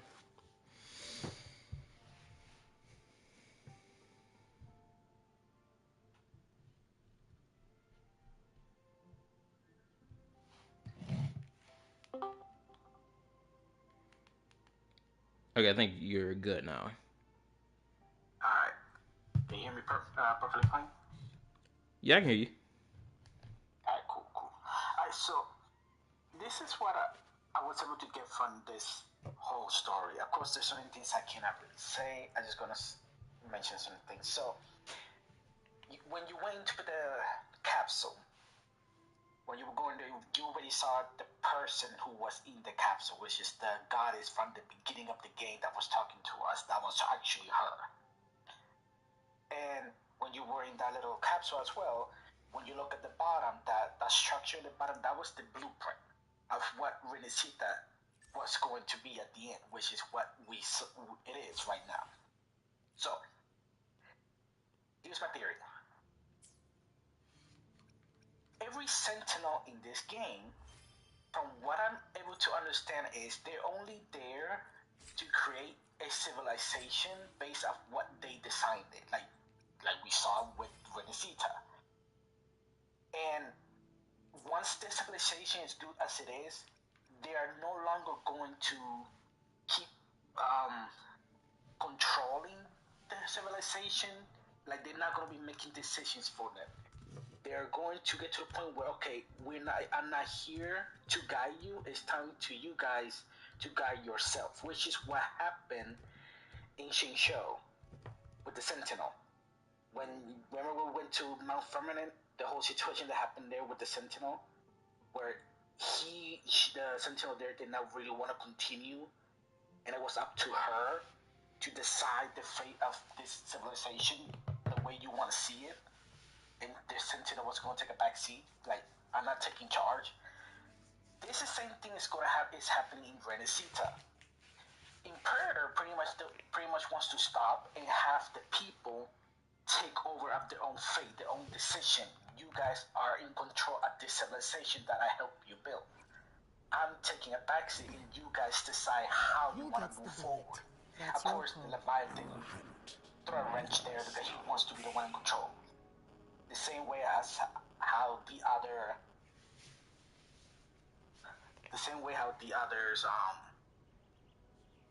the Ternodians want to do as well.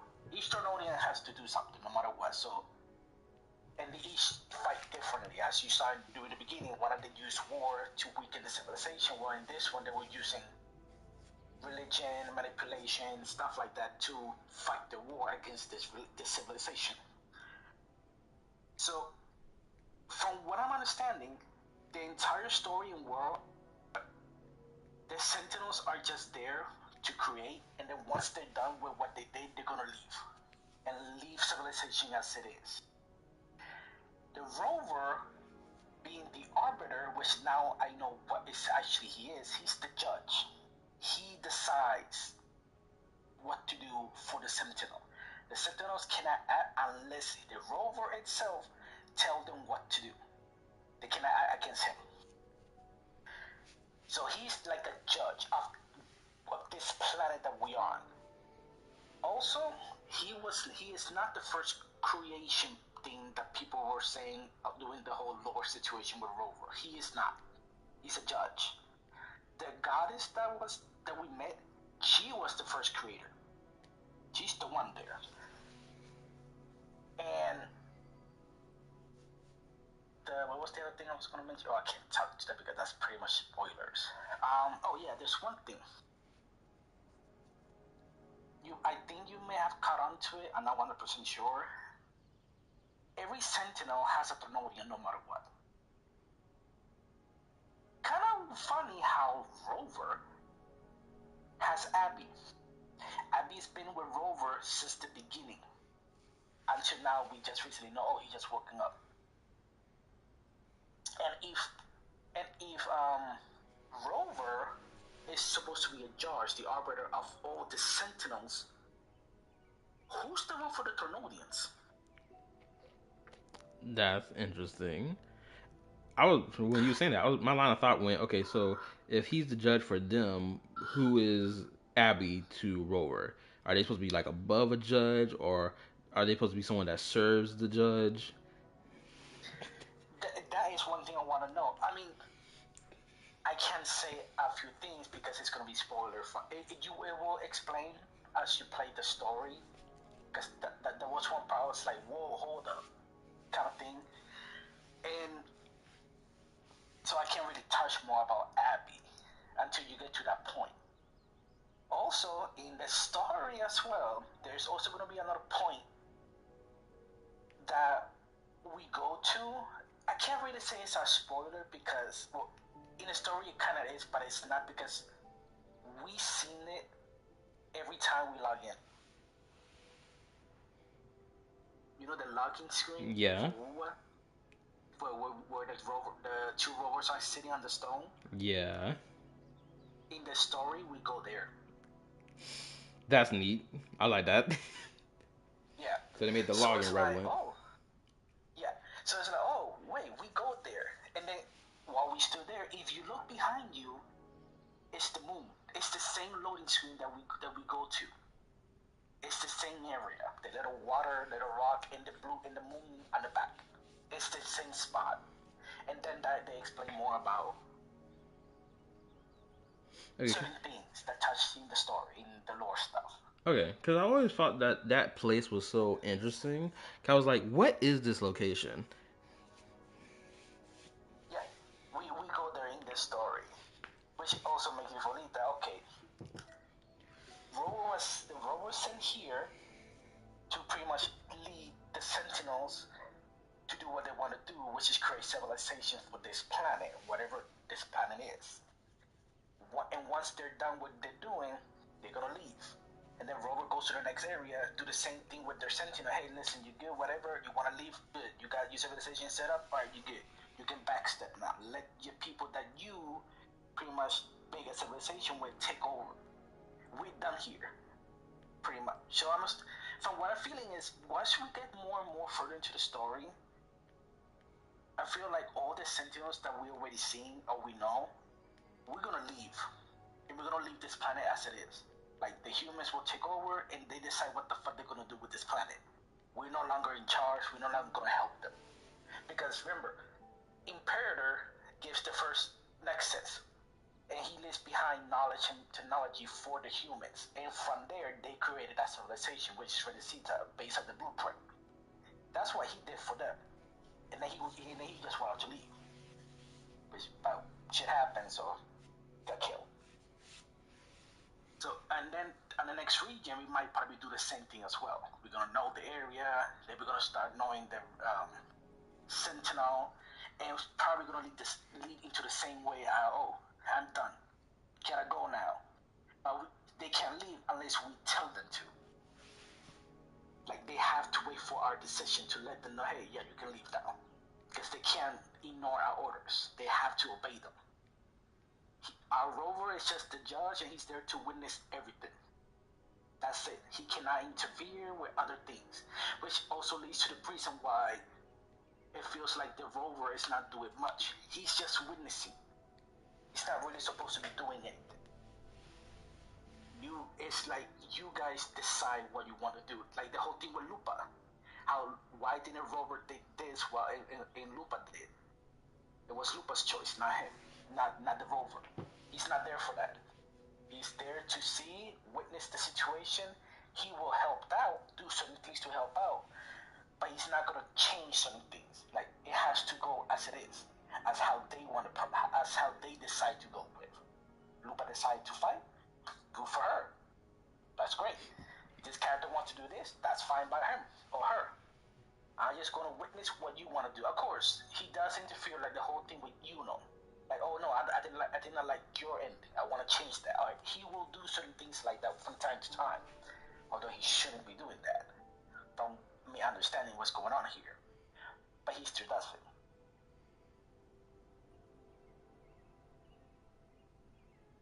Oh, you wait for me to respond? Yeah, in case you want to say something.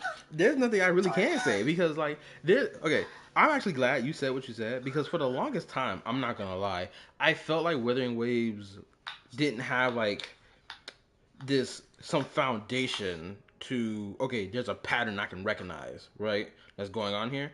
For the longest time, I was feeling that, but now with what you just said and explained to me, now I can see the pattern, right? Because with Genshin Impact, you can see the pattern. Oh, the traveler's here to witness this, that, and the third, to also go on their journey to ascend, but also it's like, okay, we go to this region, meet the Archon, help them with the crisis. Gnosis gets taken. Same for Amula all the way until Nodcry, right? Now, with what you said, moving into version 3.0, right? I know we're not gonna have a 2.8. We shouldn't, honestly. But moving into 3.0, after I finish this quest, I'll now be keeping my eyes open to, okay, the Sentinel, how they move, and the Thermodian and what exactly how they move. I'm gonna keep my eyes open out for that from now on. And also keep an eye on whatever is happening with Abby, or anything that has to do with Abby. Because again, if the rover is supposed to be the other, this whole judge who is in control of everything of this planet that we are, then what is Abby? If Abby has been with the rover since the fucking very beginning, all the way until now that he's decided to show up, and then he's doing all this shit with the dark ties, with Tenoria and everything, what is Abby? What is he? Is he something more than just a follower of Rover? Is he somebody underneath the Rover? Is he equal as Rover? Or is there something more to him? Because, again, I can't say a few things. It's going to be spoiler. It's just feel like there's more to Abby that meets the eye here. Especially in this indecision that just happened. Oh, maybe Abby is the harbinger. I'm like, from what I learned from the story, there's more to it. There's way more to it than just that. Oh, I guess I should tell you this because I was gonna wait until probably tomorrow stream. Well, actually, I'm actually contemplating whether or not I want to stream tomorrow because I do want to work on that video I said I was gonna work on, or video or reaction, or whatever. So I may just stream and complete Wuwa story on Saturday for some of y'all who's still watching the stream right now. So make sure you hit the like button too. But this is the thing I wanted to say. I have been spoiled. Granted, this is something I should have listed as number 6 on my things that spoiled me for the 2.7 story. I already know the actual name of Abby. Unfortunately. Oh, okay. So you know Abby's true name. Alright. Yeah. But do you understand it? What's the No, I do not know the context. No, I don't know no context. Just the name. But yeah, that is his true name, which is, and Abby doesn't know it yet, because in the story later in the story that name is mentioned towards Abby. Abby's reacting like, wait, what? Who am I? Type of thing. Like, who is this person? And the thing is, nobody heard that. Only Abby and the Rover did. Nobody heard his name. Yeah, that's interesting. And then later on in the story, at the end, Rover talks about that. Wait, hold up. How is it that nobody heard his name? Because it was shout, like the person was screaming Abby's real name, but nobody heard it. Only Abby and me reacted to it. Okay, well that's gonna be interesting. Because now, as I'm sitting here thinking about it for Abby and like Wuwa, I'm sitting here thinking about Paimon. Like, will we get any Paimon reveals in Nodcry? That would be great, to be honest. It would. I would love for one of the shades to pull up and look at Paimon and be like, "Hey, yo, bro, what you doing here?" She'd be like, "Huh? What you talking about?" It'll be great. I'm really hoping for it. Are you the Heavenly? And like, who? The who what now? You look like the Heavenly Principal. Who is that again? Because she did keep. Because you. What was it? What was her name? The Shade of Death kept mentioning how, oh, well, she went to go or some crap. Yeah, I heard that. I wonder who it is. Traveler. Come on here. Now I would be shocked if it's another individual. It'll be, oh man, it'll be so crazy if the Shade of Space went to serve Lumine instead. That would be really crazy. Oh my god, that would be crazy. I was like, oh shit, well, Abyss is crafting everything. Got it. Because the way Lumine looked to the side and she noticed that space portal on the side of the mountain, it made it feel like it was that.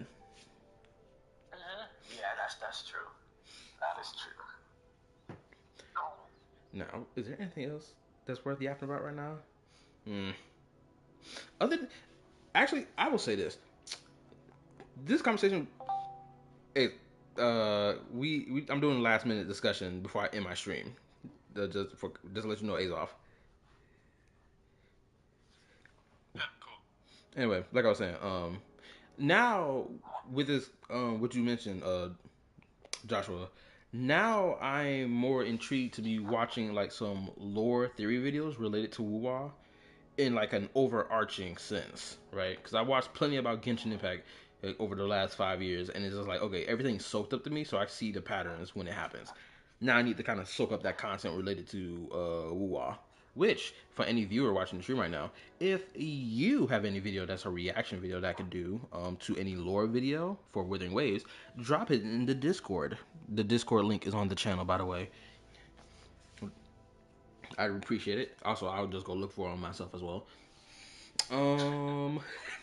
I think I got like one on my list of reactions to do, but like it was in relation to but I'm like I don't really need to watch that because I understood everything that happened.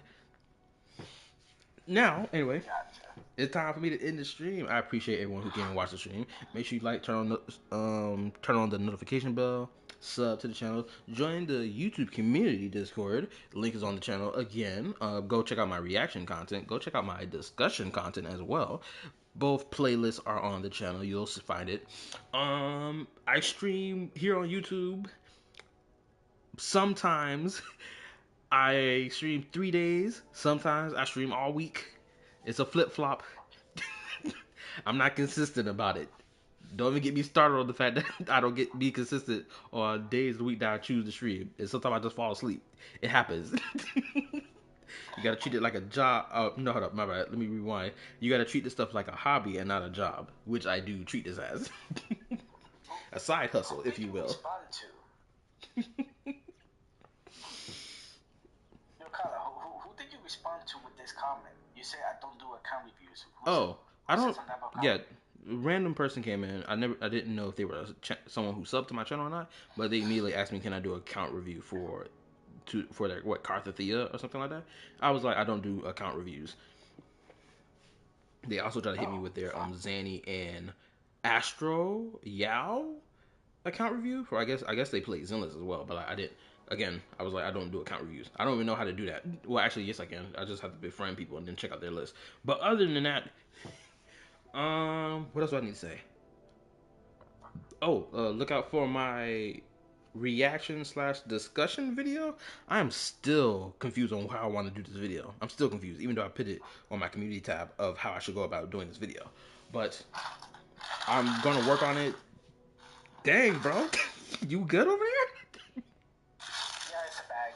You over here, you do. I'm gonna tell you this right now. I turned down the in-game volume just so that your volume on Discord could be louder. So you're just crumbling. It was an empty bag of chips that I was going to throw away. Anyway, excuse my bro over here. But anyway, look out for that video. I'm gonna work on it tomorrow and possibly Saturday as well, so that I can post it on Sunday.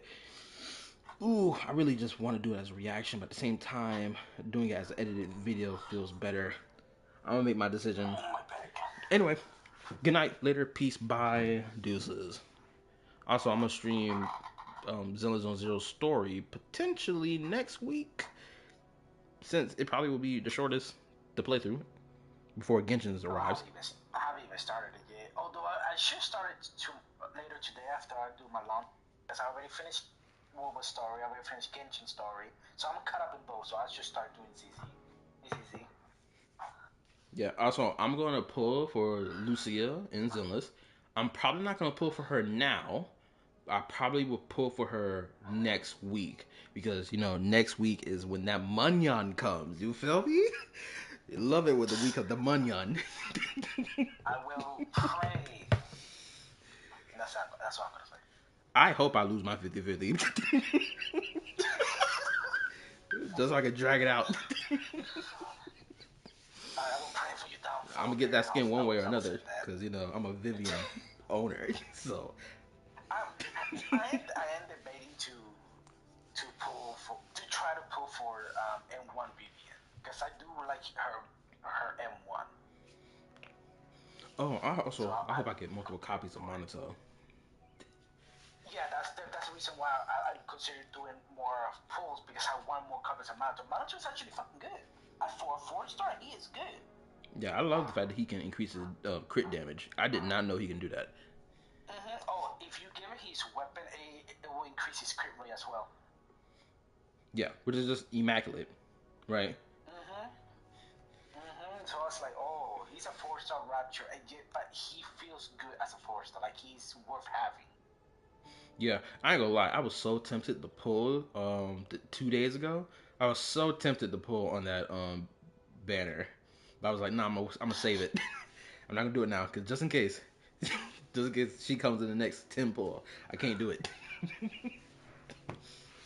Oh, anyway, I should have hit the turn off button already. Bye. Later. I'm out. What is about that? All right, take your eyes.